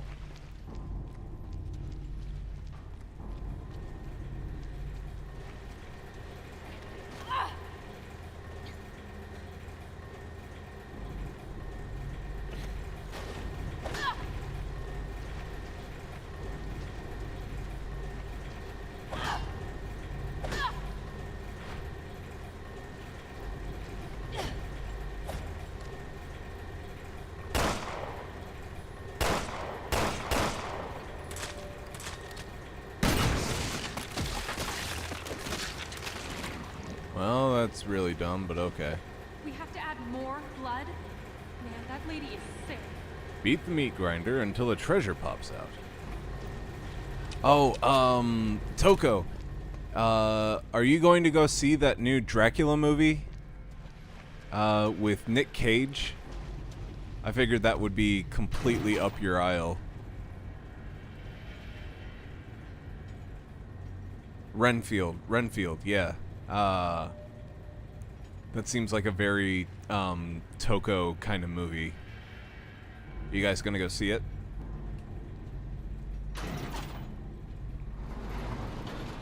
Does Nick Cage talk in this movie? Yes, he does. With a, very cheesy Dracula accent.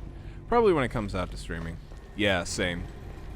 I am very, very interested in it, but not enough to where I'm like, I'm gonna pay money to go sit in the movie theater for this. Nick Cage doesn't talk, then it might be good. No.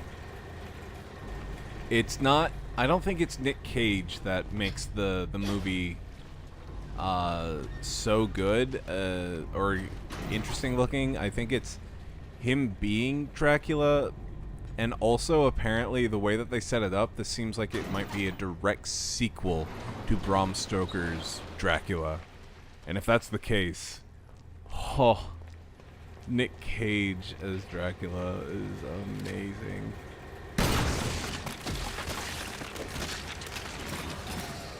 Enough? God damn it. You go do it. Ah!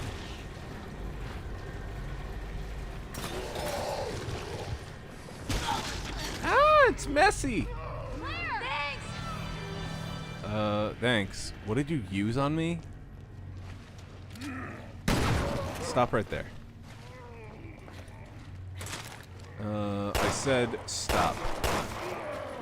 But, you know, you go ahead, keep going, and you're also, like, floating on top of the blood. That's very interesting. Oh, I thought you were going to say direct sequel to Willy's Wonderland. I don't know that that one needed a sequel. It was a pretty good standalone movie. But, no. This is apparently just, like, a direct sequel to Dracula. And if that's the case... Oh, it sounds good. It's your birthday, and we want you. Oh, yeah. Ah!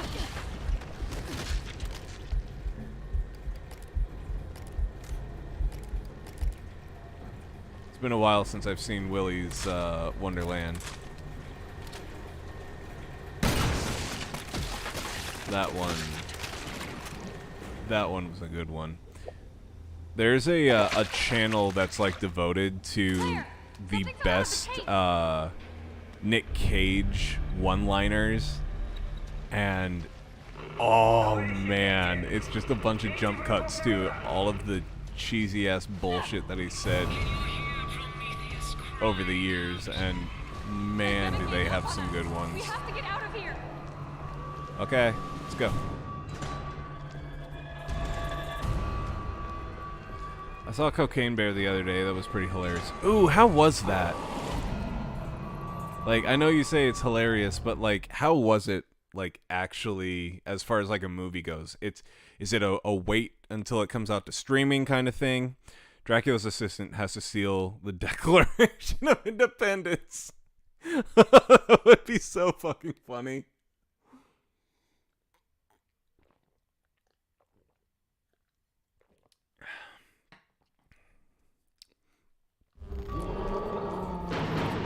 Oh, you gotta be kidding me.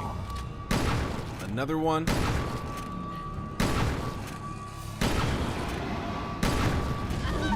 No. Well, I've got a mech. What do you think about that? Moira, you are just on fire.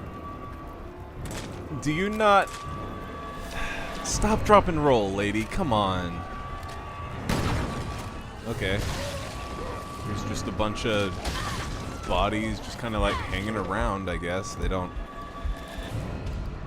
really care what's going on. Oh, thank you. I like how she's like, Claire, I've got your back! And she just fucking, like, wipes down my face with a bib. It's like, thanks! Couldn't have done that myself.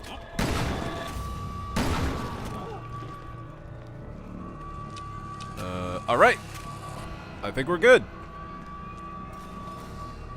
If you love cheese creature features... Ah! Hold on, sorry. I didn't see the first thing you said, and it would probably make the second thing make more sense.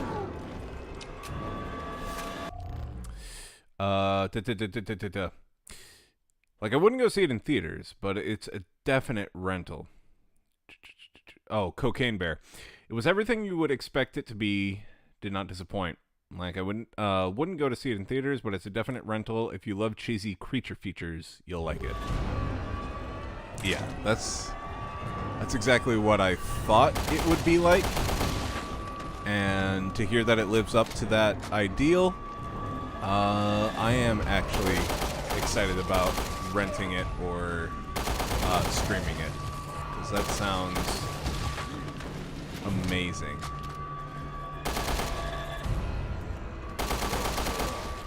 I also want, by the way, speaking of cheesy movies, I want one of the next movies that we offer up for movie night to be the Super Mario movie, the original. In fact, I think we should make all of the options cheesy video game movies from the 80s and 90s and see what wins out. But the original Mario movie compared to the one by Illumination. Oh god, it doesn't even hold a candle. Ah! What the fuck? We gave it a liver and it explodes? Come on. In theaters, I don't know why they would have shortened the movie title above the door, said Cocaine B. Cocaine Bay. Did they actually shorten it, or did somebody just misspell it? Because if it is, like, it just ended up being too short, that's awesome. That's so funny. Cocaine Bay.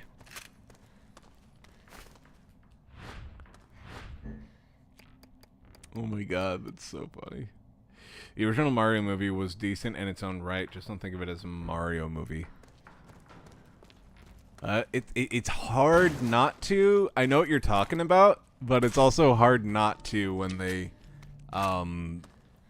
clearly made it, you know, Mario. But what the fuck? What? Is this better?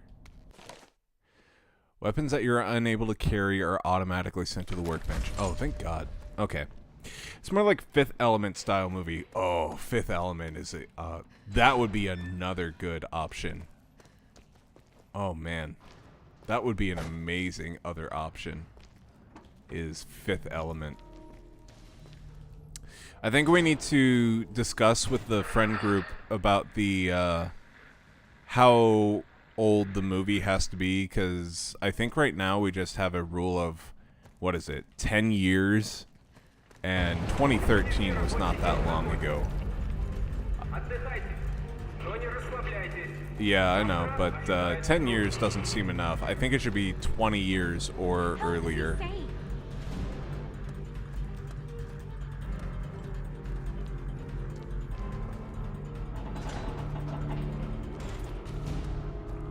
This does not look good. This does not bode well. And the Fifth Element was when Chris Tucker was his most Chris Tucker. Oh, it was great. And I completely forgot, but Bruce Willis was also in that movie. Oh, man. Things got really romantic really quick. How old are we that we look back and say, 10 years ago is not that long? I mean, but like 2013 versus 2003. What did you do with Neil? I'm just trying to justify my age. Yes, you're right. We are not boomers by any stretch of the imagination, but we are also not young. I guess that's what people would call middle-aged. But honestly, a lot of younger people just make boomer synonymous with older person. So, whatever. As long as you don't act old. As long as you don't act bigoted or like racist or like stuck in your ways, and you're like open-minded, I don't think people would just be like, oh, you're a boomer. But if you're just like, oh, you kids don't know what you have these days, and how come you don't do this anymore, and blah, blah, blah, like, whatever. As long as you're not like that, I'm pretty sure you wouldn't fall under the category.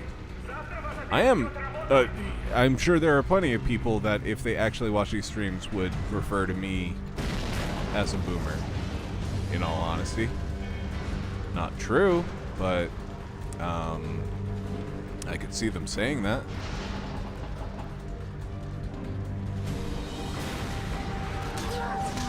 Ow! Well, see ya.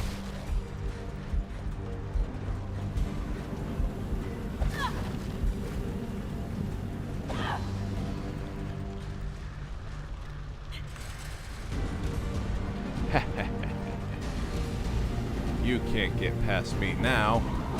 There's a crate here! Ow. Oh shit, I need that crate. Can I have it back? Get out of my way. Out of my way. Ow! Why would you do that? Okay.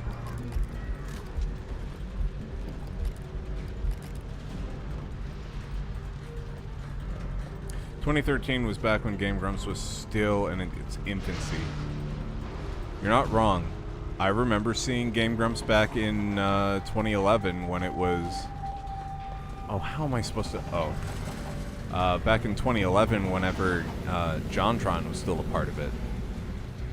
I was thinking about that today. I was watching a video and it's a bunch of VTubers that were doing a collab together, and they're all older or older enough to where they would know like the original Let's Plays, and they're like, what was the first Let's Play that you ever watched? And they were naming all of these like in their infancy Let's Plays of like Minecraft shit and like all that stuff.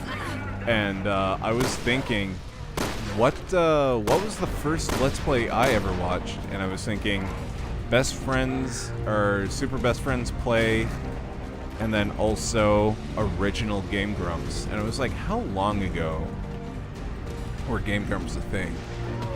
And then I remembered that I was still in my last year of pharmacy school when Game Grumps became a thing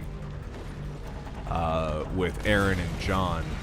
So that means it was 2012, and to move forward with no knowledge is the risk of your life. Choose with proper knowledge, however the answer may not lie before you. And that just blew my mind that it was that long ago. Do y'all see John Leguizamo diss the new Mario movie since he wasn't hired as the voice of Luigi? I liked Charlie Day as Luigi better anyways. I'll tell you what game recently came out that made me realize I'm getting older. There's this game called Arcade Mageddon. It's like Fortnite's story mode on crack. I do not get it at all, but apparently it's popular with young people. The first Let's Play I ever watched was Screw Attack live Alien Isolation stream. Oh my god. I think I know that stream. First of all, Screw Attack still being a thing dates you. And second of all, Alien Isolation being the first Let's Play that you've watched. Yeah. We are definitely old with in comparison to the internet culture. That's for sure.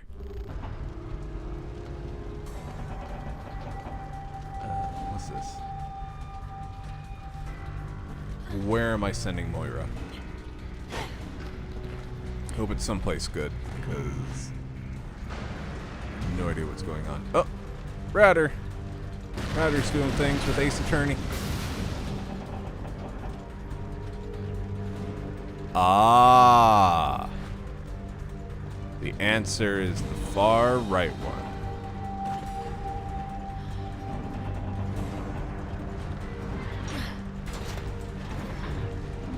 Yay! We did it! Where is it?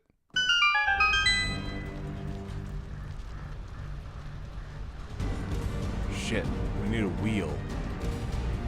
Or can we get out of here? Let's just get out of here. But yeah, Screw Attack is a huge nostalgia bomb for me because that was when I just got my new place, new job, and was so excited and young and full of life, and then I got old.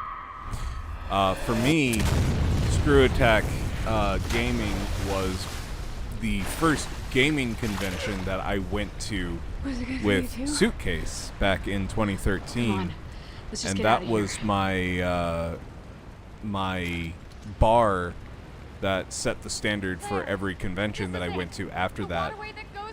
It was so good. It was so much fun. There was so much video game nerd stuff. To give you an idea of how in its infancy YouTube was, I met Matt Pat. Talked to him face to face when Game Theory was just starting. Like his do a barrel roll video, one of the very first videos that he did, had just come out. I met Matt Pat. Like, that's fucking insane. I met Ashley Birch before she was Aloy from Horizon Zero Dawn. I met Gerard the Completionist when he was still with Greg.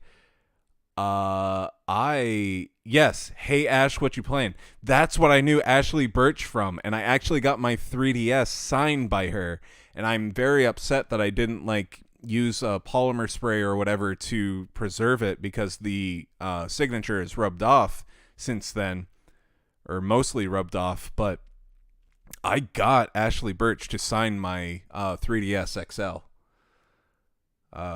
Was it a 3DS? Yeah, 3DS XL.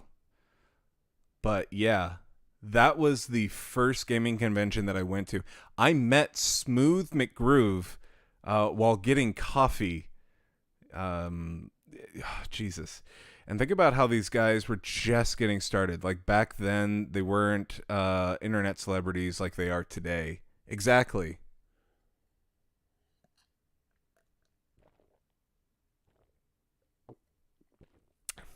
Like I said, Matt Pat was just starting out. The element of surprise.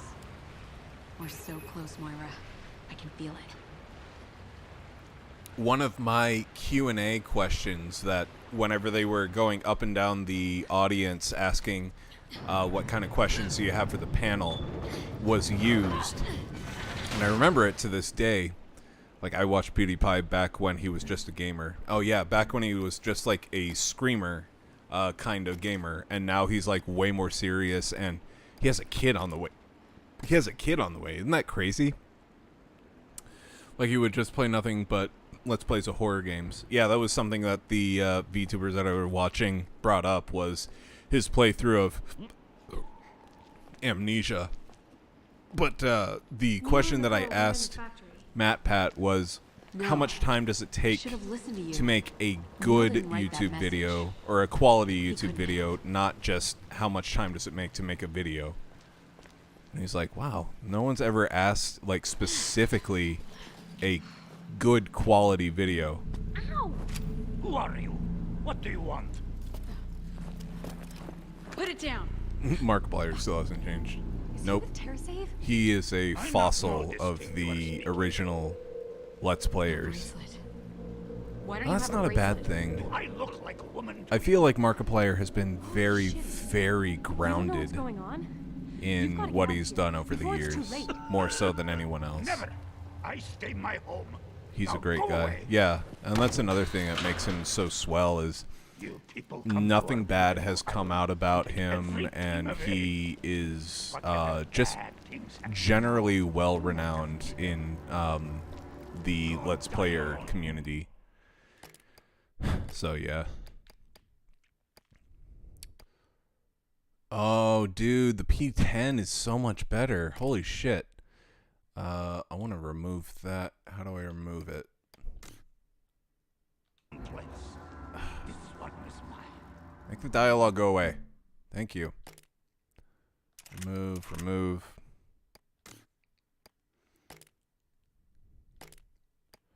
And also, he was the original Five Nights at Freddy's Let's Player. Like, I never watched another Five Nights at Freddy's playthrough except for maybe the completionist when he was talking about it, but You mean Markiplier men was the like original, and I only ever watched the first game, Yeah. and that was it. My big brother was like Never anything else. I fuck up that I one didn't time. care about any of the sequels, but I watched Markiplier play through the first game. And yeah, that was a nostalgia bomb. But also there were different eras of Let's Players that really like strike true to my core. And I know that this one will definitely get radder as well, but watching the Game Grumps circa 2013-ish, whenever we first started dating and we were watching them play the Kirby's Epic Yarn, and then their Christmas playthroughs of the Resident Evil Wii game, Downpour, like, that feels like a very certain era to me. Saying Markiplier was the only FNAF playthrough I watched, but I watched 1 through 3. Where are we going? What is this? Ooh, topaz, alright.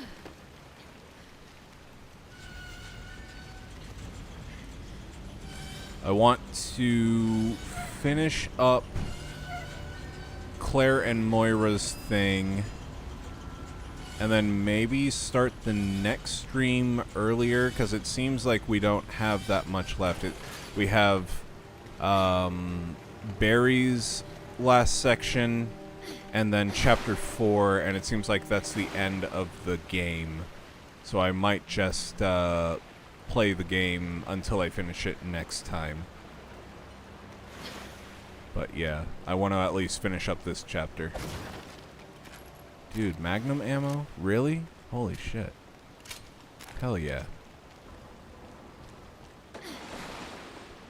But yeah, I remember Radder watched all of Dan and Aaron playing through Wind Waker before she ever did. It's crazy because I remember how excited I was to see Let's Play videos for the first time. I just binge watched all the Markiplier's vids while I was studying game programming. I just fell in love with Let's Play content. I enjoy Let's Play content too, but also it has to be games that I'm actually interested in. I don't want to watch just any Let's Play thing. But it's kind of strange to say that, because also, if I like the personality of somebody just enough, like, it doesn't matter if it's Let's Play or other content. If it's entertaining, I don't really care. It's the same reason why you'll watch us no matter what we play space, is just like, Thanks for that. even if you yourself are not interested in the game that we're playing, it's the personalities of the people playing that keeps you coming back. And I think that's something that Ryder and I have really like leaned hard into, is we're gonna play what we want to play, and people who are interested in what we are doing will continue to watch, but those who aren't and just want us to play certain games will fall by the wayside. So we haven't garnered a huge following because of that, but also the following that we have garnered is a lot more loyal. Yeah, to me, it's all about the creator and just the feeling of the hangout with friends playing games. That's the whole appeal to me. Completely understandable. And that's what we want to like propagate as well, is we don't want to, we could just play Splatoon and Smash and Mario Party and Mario Kart and like all that and get the easy subs, but that's, it almost feels like cheating. It's like, we don't care about all that stuff, and quite frankly, I feel like all that stuff is babysitting.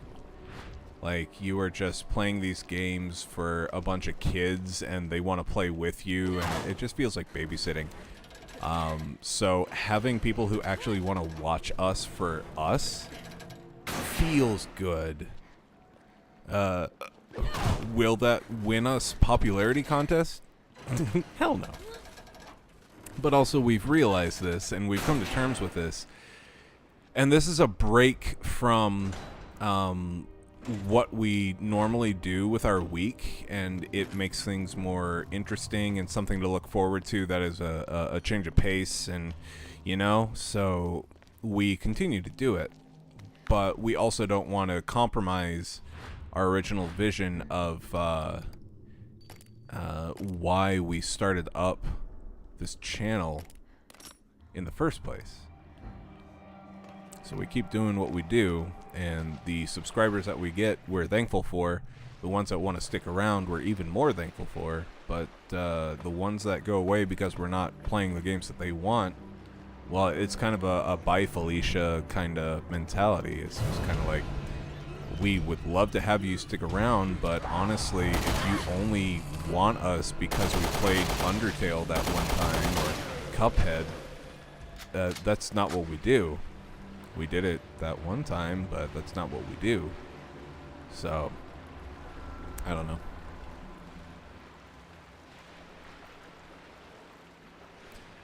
That's just me kind of spouting out a stream of consciousness. And everybody who watches the VOD, we are also really happy. Like, I am a very VOD watching heavy kind of content consumer.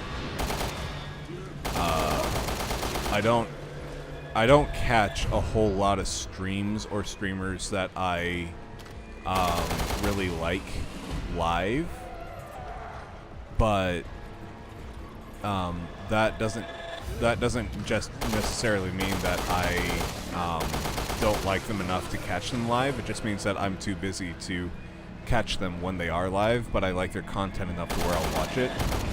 And I've come to realize that VOD watchers are just as important as people who watch live. It would be nice to have them interact with us, sure, but is it absolutely paramount that they do? No, this is how they enjoy the content. They put us on in the background, kind of like U-Space, and just listen to us talk and gush about a video game. So it's really nice. And every once in a while we'll get comments from VOD watchers on our channels, and don't think that you go unseen, VOD watchers. Like we see the numbers climbing, and we know that you enjoy our content, but you don't watch live, and honestly, I don't watch live a lot of the time either, so I get it. It is just how people consume content. And I'm also one of those people that I kind of want to like build up episodes of games so that I don't have to just like watch and then wait for the next episode to come out and then watch and then wait for the next episode. I like to know that I can get a whole lot of content consumed in one go, and that the next bit is ready to go immediately. So I usually wait until I see that a streamer is close to the end of a game, and then I start watching their VODs so that I can just watch a streamer that that I like to follow play completely through Resident Evil 4 rather than like bits of it and then stop because they have other stuff going on or collabs or whatever, and then play some more of it and then stop. And you know, it's kind of how I like to do things. Yeah, oh, well, I've already read that. Oh, God. Oh, God, I knew this was going to happen. Yep, come on down.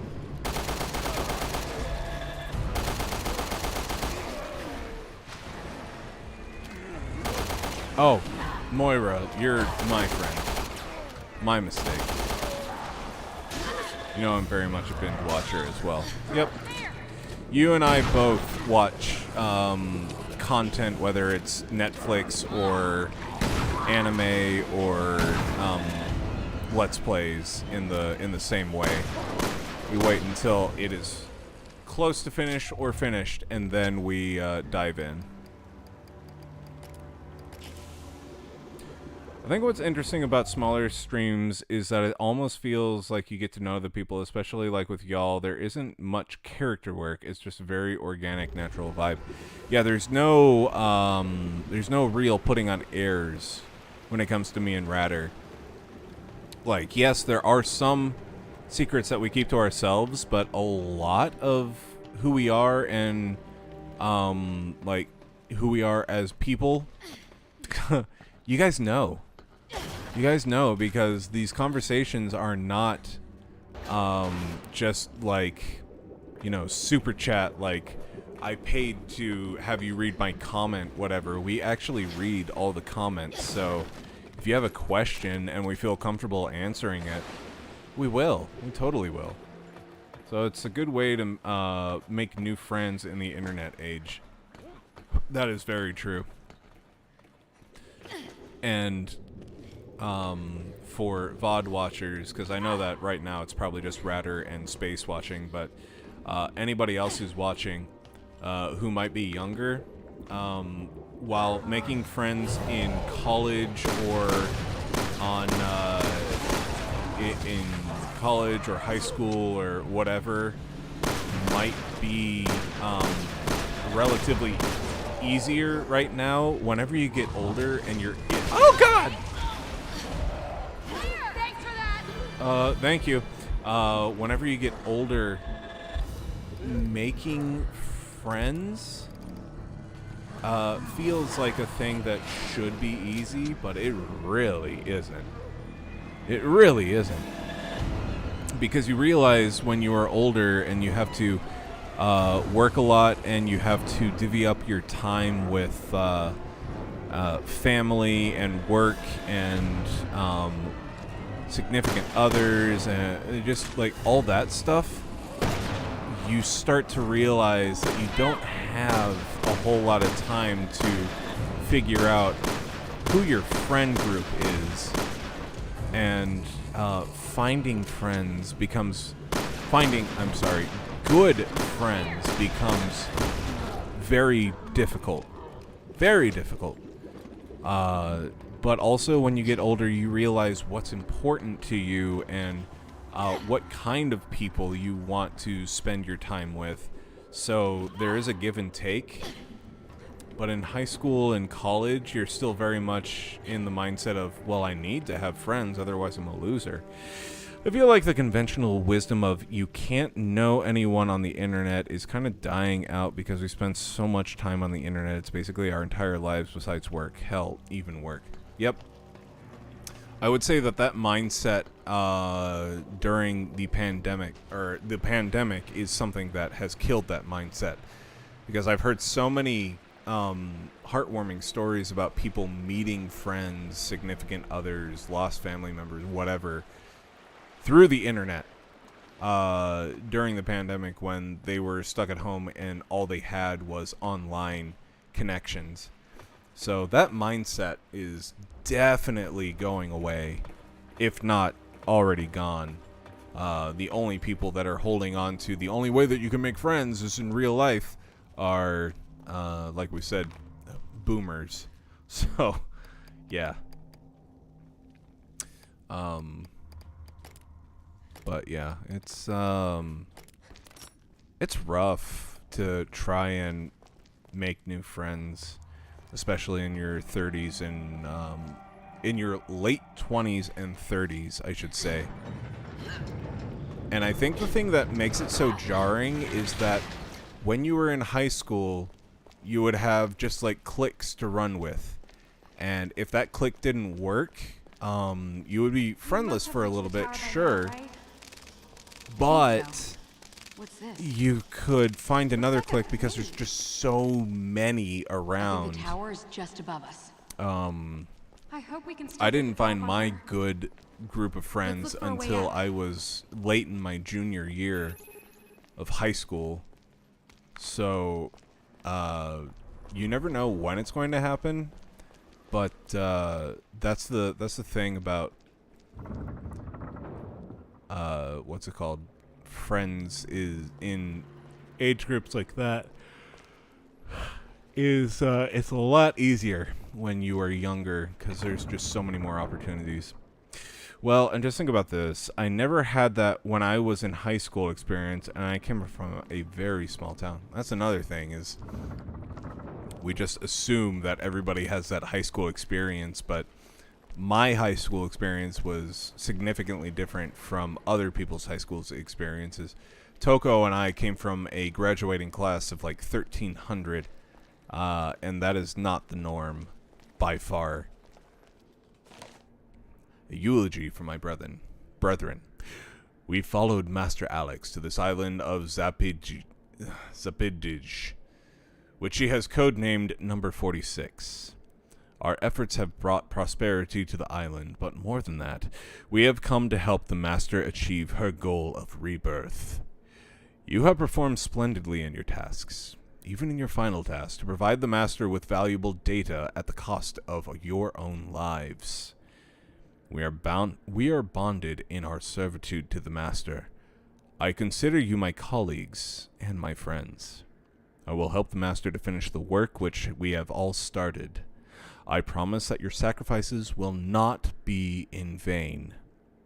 May you rest in peace. Yeah, if you met a new student every day of high school, you could get through all 4 years and still not have met everyone. That is very true. Release our sworn comrades. If you wish to know the truth, swear your allegiance in order. Only then you can cast your shackles of sin. To the first, you were always foolish, so you will have no grave. To the second, you shall bear your visage upon your back. To the third, you shall neighbor the fourth by 3, but 1 row behind. To the fourth, you shall lose your head. That third one was very specific. Combine with that. Thank you. Sweet. Okay. Take the alcohol. Can I combine that with anything? Tourniquet. Alcohol. Bup. Yeah, people just take for granted that everyone just organically meets people throughout their lives. As far back as I can recall, I have always had to go out of my way to make friends. In high school, I learned I was attracted to lesbians, apparently. Yes, I remember that. They were good people, but they were very much lesbians, yes.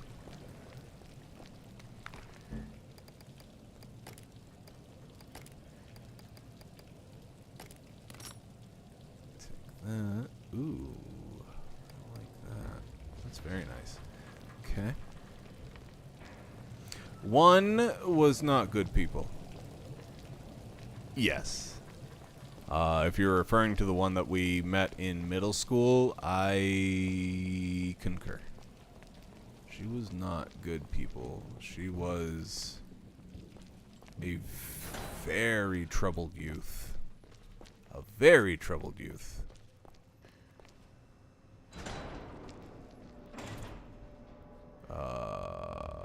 Gaming has helped me make more friends than anything, probably why I've been into gaming for so long. Transition to freshman year was rough. Not just for you, my friend. Not just for you. Unfortunately, I realized that the group that I was running with was not... did not... Ooh, hello, buddy. Yeah. Life sucks sometimes, doesn't it? Yeah. I realized much later on that the group that I was running with, my 8th grade year into probably my 12th grade year, did not have my best intentions in mind. And yeah, it's very upsetting to think about all the years that I wasted because of that, but also, like, that's what growing up does, is you are supposed to find out. Just the idea of running with a group is something I've only ever seen on TV. And yeah, gaming, it's funny because parents will say, well, at least back then, that gaming, you're wasting your life, blah, blah, blah, but ultimately, a lot of millennials found friends through gaming. Millennials definitely started to thrive with gaming and the game industry and YouTube and like all that. It was really funny that all the complaints that you're throwing your life away with video games, we came back to prove them wrong in significant ways. Your trombone troupe was pretty tight. Stuart, the samples have arrived from Africa. The infection rate is extraordinarily high. It has a lot of potential. I should have expected nothing less from a fellow Wesker. Get this to the research chief and have the staff start working on it immediately. It's only a matter of time before T-Phobos is completed. I have everything I need for the final stage of my plan. Well, things did not work out, did they? Yes, the trombone troupe that I ran around with. I ran around with the wrong ones. I should have been closer friends with like Kevin and Anthony. But I didn't. I'm gonna just say this. If I ever have kids, I'm making sure they go to school and make lots of friends early on in life. The most important part of education is networking. To that point, I would add that it's not necessarily networking. It's just learning social skills. And meeting people in real life is paramount to social skills. However, is that how you are going to make your dearest, closest friends? Maybe. Maybe not. But knowing how to interact with people is very important in life in general. So, yes, I agree with you. Making them go to public school, or school in general, I should say. Not just public school. Not homeschool either, but just public school, private school, whatever, Still no sign of your boyfriend. is a very, very important step not my in boyfriend. their growth. Right. That's what I mean by networking. Just learning how to engage with people and get comfortable being There's around something I lots of gotta people. I Yep. noticed something when Neo Exactly was with right. us. His bracelet Exactly never right. changed color. I They mean, cannot the living dead learn were coming what at kind of us from person all they directions. are without must have been seeing scared. what kind No. of people No. There's no way. there are around them. Got it? Social school. End of discussion. Yeah, I think that was probably one of the most important things about the school that we went to, Toko, is it was so big that you didn't really get to have a strong sense of like everybody around you because it was constantly changing, right? With a graduating class of 1300, it was very much a sense of I am not the only person in the world. And I think that's a very important lesson to learn is you are not the only one in existence and that you have to learn to work with others. And I don't think you get that in smaller schools, definitely not homeschooling. And then when you get out into the real world and realize that you aren't the only one in the universe, it's a lot more jarring. The thing is, if you don't have those experiences and you are like a space alien and people will not know how to relate to you in your adult life, and also vice versa, you don't know how to relate to them as well. Letter to my compatriots, my fellow visionaries, the time has finally come. Everything has gone as I said it would. All that remains is for her to hold up her end of the bargain, and then I can finish what we started 7 years ago. Just one little sample is all I need to change the world. But the world is already changing, and not in a good way. The latest incident in Africa is just proof. This kind of madness will keep repeating itself until nothing is left but tragedy and despair. The world needs someone to take charge and lead it through these dark times.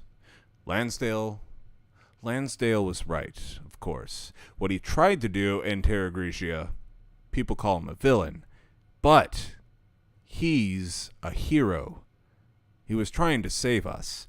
I understood that, as do you. I'm Will. I will do whatever it takes to realize his vision. He was the only one to see the sacrifices were needed, and that was something good, and that something good can be built on them, even if it means dealing with the devil herself to do it. That was very much a typo.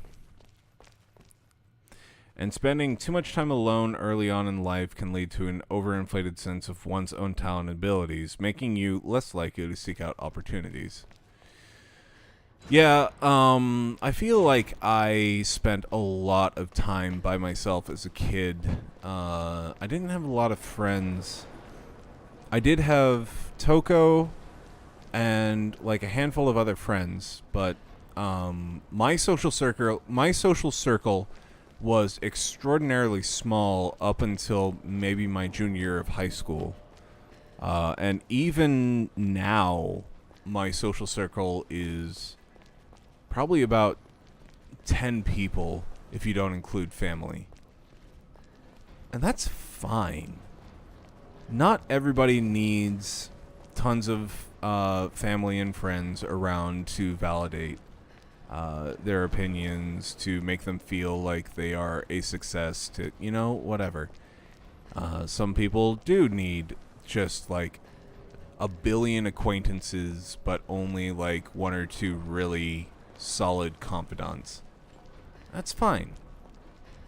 But it's never been me.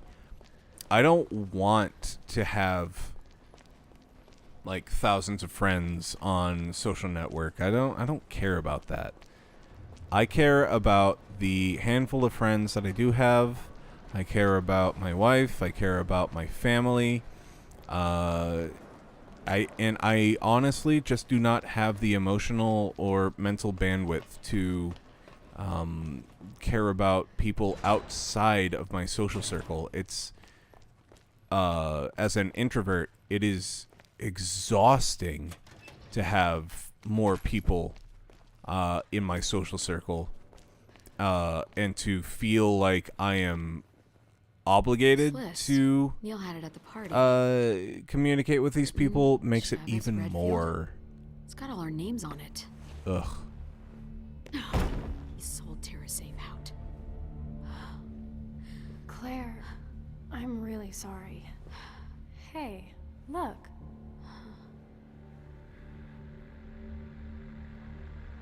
Who dat?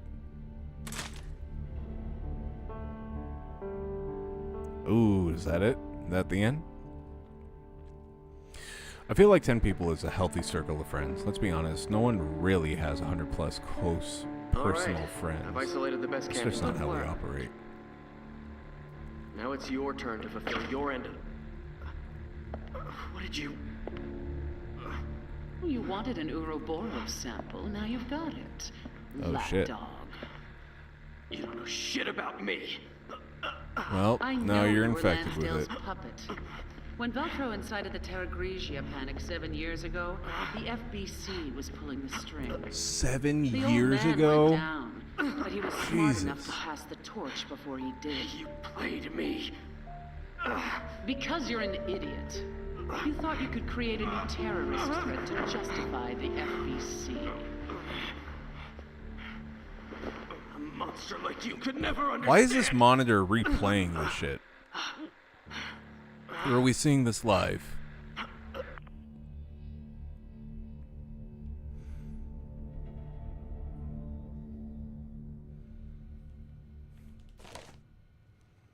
Neil's candidate list. Stuart, I put together the list of TerraSafe members who are most suited for this round of trials. They all have had experience dealing with bioterror and viruses. Their psych evals came out with flying colors. They faced some unspeakable horrors and came out in one piece, indicating a strong resistance to emotional trauma. Number 6 hasn't been directly involved in any bioterror incidents, but her test results were promising, so I included her as well. All things considered, I think this is a pretty strong list of candidates. I'm sure you'd agree.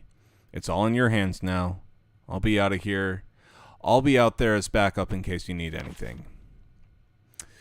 Neil Fisher, Claire Redfield, Gabriel Chavez, Gina Foley, Moira Burton, Pedro Fernandez, Natalia Corda, Edward Thompson. Claire? Are you crying? No, No, you're crying. I'm just learning to see a little more clearly. See, the weird thing about having like just 10 people in your personal circle, to me, it makes you sound like you're a loser. It's like, oh, you have 10 friends. You're 35. Why don't you have more friends? And it's like, well, you don't understand. When you get older, you realize who is important, and what is worth your time. Who and what are worth your time. And yeah, Neil? I have some very, very, very good friends that I am willing to keep in touch with. I have a decent amount of acquaintances that if I were to cut ties with tomorrow, I'd be sad that they were gone, but ultimately it would not, oh Lord, it would not hit as hard as if I had, say, Toko, who I've known since 4th grade, all of a sudden say that we were no longer friends. Like, it wouldn't hit as hard. It would still not make me super happy, but I would move on, because I know that's just how life is. But, yeah. I feel like when you get older, that's just an inevitability. And it's not a thing that we want to think about when we're younger, because it makes you feel like a loser. But when you're no longer in a social experiment like a high school or college, being a loser or focusing on what is important to you really like flips on its head. Like, you're really gonna drop everything and go help out any one of your 100 personal friends if they need help? Does anyone really have that kind of relationship with 100 people? I hope not. That sounds so unhealthy. That sounds more unhealthy to me than being completely antisocial where you don't have friends. Being like, I need a constant barrage of friends, like, in my social group, giving me all these confirmation bias and whatnot. You know what I'm talking about. It just feels like you have insecurities that you're not willing to talk about. Oh my lord. Who is this boy? You better hope someone saves you! Don't interfere.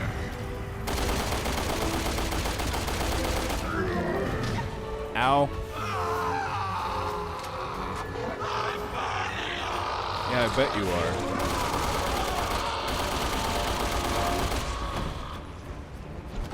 Oh. He's got a glowy. He's got a glowy.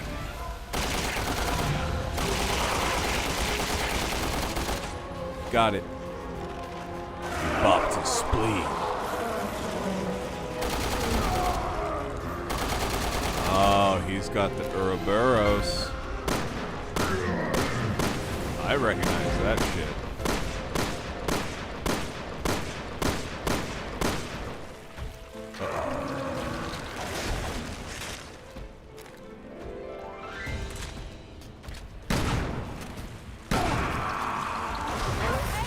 Yikes. I might not be. Thank you.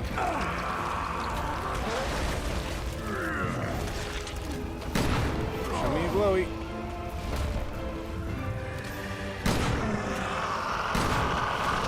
Whoop. That was not what I meant to do. Ooh, shotties. Yes, please. Uh-oh.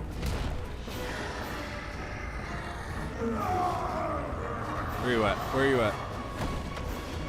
Come on down. There you go.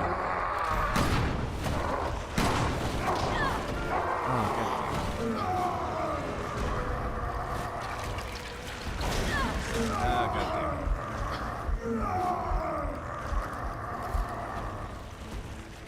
You gotta combine it.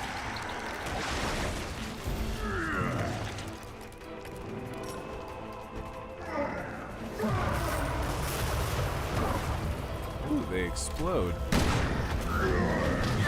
That might be useful. Come get me. Gimme, gimme, gimme. Yeah.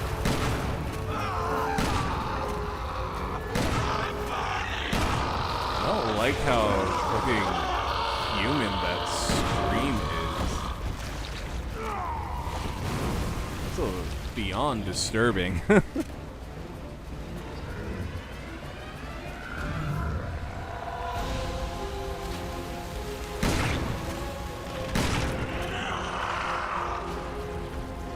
Come on. Get me.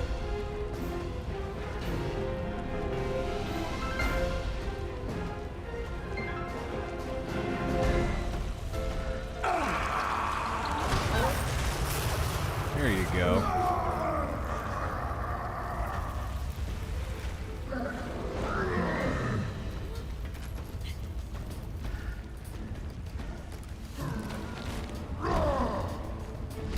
Aw, come on.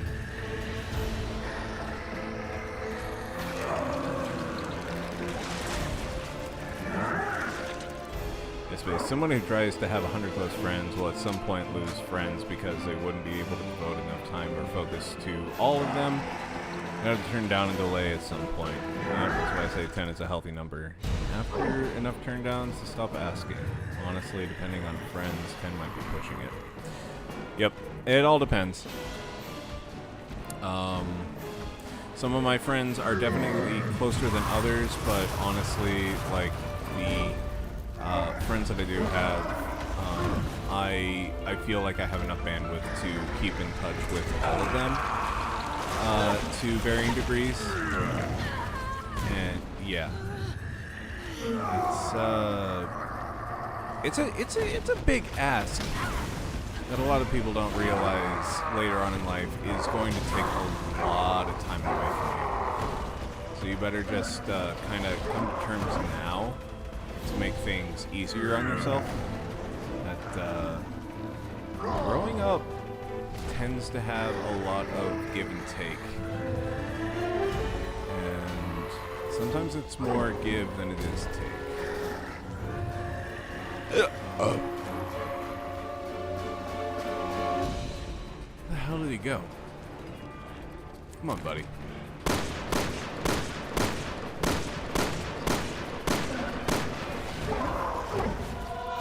Come over here. Blow this thing up. Oh, did that get him? No, it just threw me for some reason. Okay, there we go. Now run to a water thing.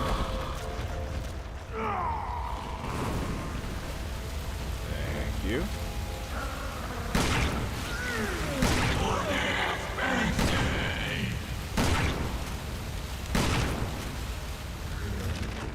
Oh, damn it.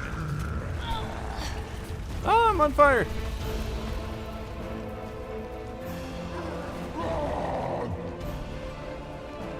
Oh, is there nothing left? Oh, come on. Magnum ammo. Oh, shit.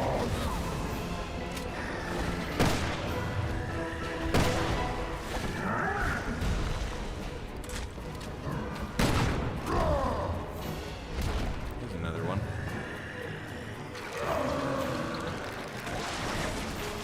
No! Ah!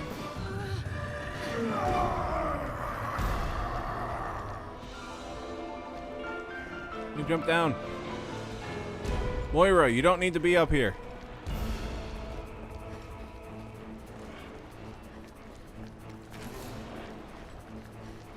Where is it? Okay. Come on down. Where are you, buddy? There you are.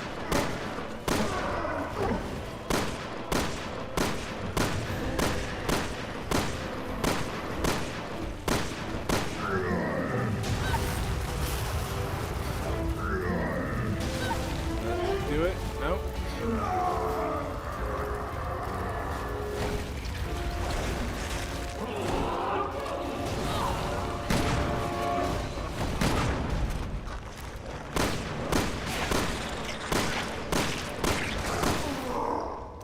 There we go. I just want this to be over. Teabag him a little bit. There we go. Now, in some contexts, people you have, the word friend just means person you know and don't hate. Well, then, yeah, I have thousands of friends, but that's not the right usage of the word friend in this context. Self-assessing, I might have 10 friends that I would drop stuff to help if they asked, but none of them live close by, so I never get asked. Ooh, this resi doesn't pause when you open your inventory. No, it doesn't. But you can do this, where it does pause. Yeah, same. I have a handful of friends that I am definitely able to help out if they need it.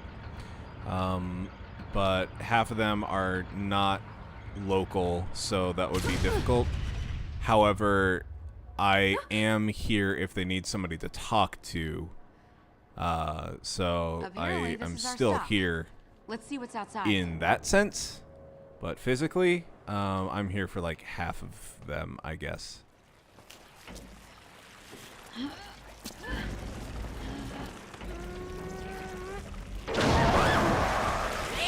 Oh my god. Neil, come on.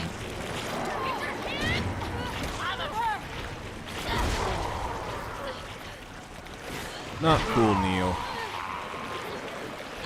Oh, now you're biting me? You dick.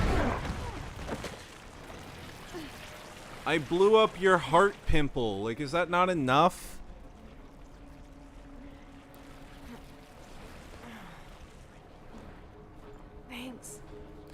That's a close personal friend to me is, would you feel weird about it if they showed up at your door? People showing up at your door unannounced will never not be weird, but like inviting them into my home because they are down on their luck or whatever, if they were good enough friends and it was a case of they just didn't think to text me, strange, but also I don't hate that you're here, you know?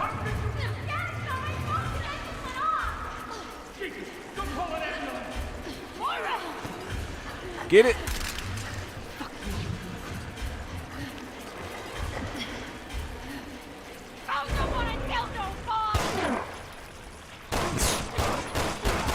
Go jump on a dildo, boss.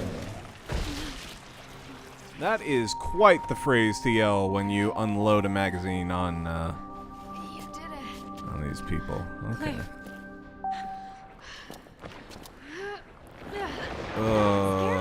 Ew. It's so slimy. I have what I need. Uh-oh. Wesker. Girl Wesker. Nothing will come between us now, my sweet. You and I will be good friends. So wait, Wesker had a wife? Sister? Who is this? Yeah, that's the thing. Like, people who say they have thousands of friends are... I miss Genesis. Monster Neil figurine. Ironhead figurine. Sploder figurine. People who say that 1,000 friends are there really 1,000 people who would just show up at their house and they'd be fine with it? I really doubt it. I doubt anyone has that many people they consider close personal friends. You're absolutely right about that. What is this? Knock down an enemy 5 times, blinding them with light, then hitting them with a physical attack. Escape the factory with only 1 minute left. Buh. I'm not gonna look at those. Doesn't matter. And I still can't get this shit, and everything else is unlocked.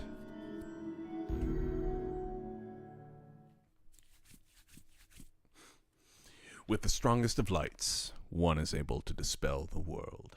Franz Kafka.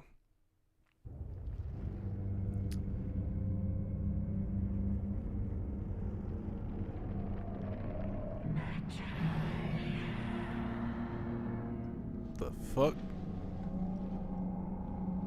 Yeah, even Barry's thinking, what the fuck? I don't know this person.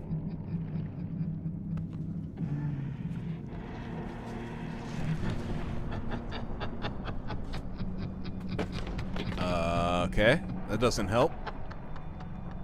In fact, having the mask on made it a little bit better. Alex. Oh my god, this is Alex Wesker. Alex Wesker. It can't be the same woman. Where's Moira? What have you done with her? And the rest of them beneath the mountain of fear and despair. You killed her.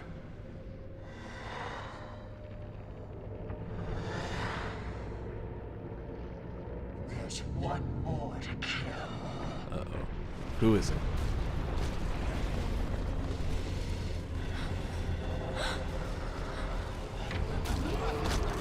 Ah! That person have, like, a leg that's split into 2 legs?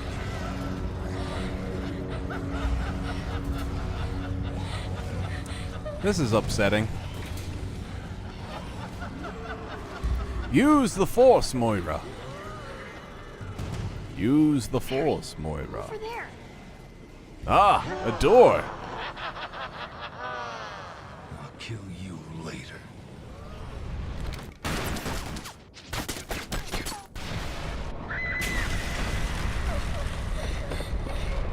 I'm sorry.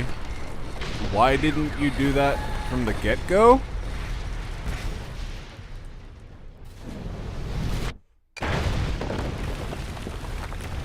What? Barry, what the fuck? Come on, keep moving.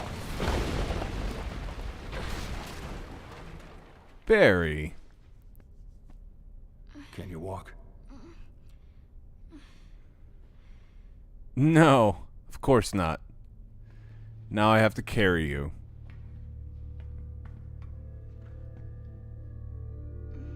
And my backpack. All these heavy-ass weapons.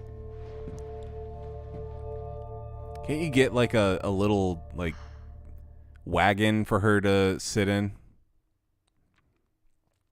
Okay, so how did you know any of that would result from shooting randomly at the ceiling? That's exactly what I'm saying. Like, it's so Resident Evil to be like, well, if I just shoot randomly at this bit, it's going to do exactly what I need to in this exact situation. So, yeah. That's kind of where I'm at too, Space. Graduates from my school are like a giant fraternity, and we have an instant connection, but even then, I wouldn't say I'm that close with more than like 100. I watched the new season finale of The Mandalorian tonight, and Grogu's action scene reminded me of the Kung Fu Baby and Kung Pao. Is Grogu Baby Yoda? I'm sorry. I have not watched any of The Mandalorian, but I have to assume that you're talking about Baby Yoda. And that sounds hilarious if that's what you're talking about. Yeah, Baby Yoda. Okay, well. Thank you guys for hanging around for... There weren't many people in tonight, but that's fine. These are very cozy streams, and I feel like we get very interesting conversations out of a smaller group anyway, so... it was nice having you guys hanging around and talking about times past and all sorts of stuff. Join us again on Friday. We will finally be back with more Fallout. And then the following Monday will be more Scrim with Router. We will be getting back on Fun Chat, Chill in Space. Totally agree, Toko. It's always nice to have you guys hang around and just kind of shoot the shit. Like Space said, it does feel like just friends kind of talking and playing a game than it does having to be on with a live stream. But anyways, I will see you guys later. So night, and don't let the Moiras bite. Don't let the Natalias bite. I keep forgetting her name. I'll get it eventually, don't worry. Natalia. Natalia's the weird child that points at things and it magically appears. Anyways, good night.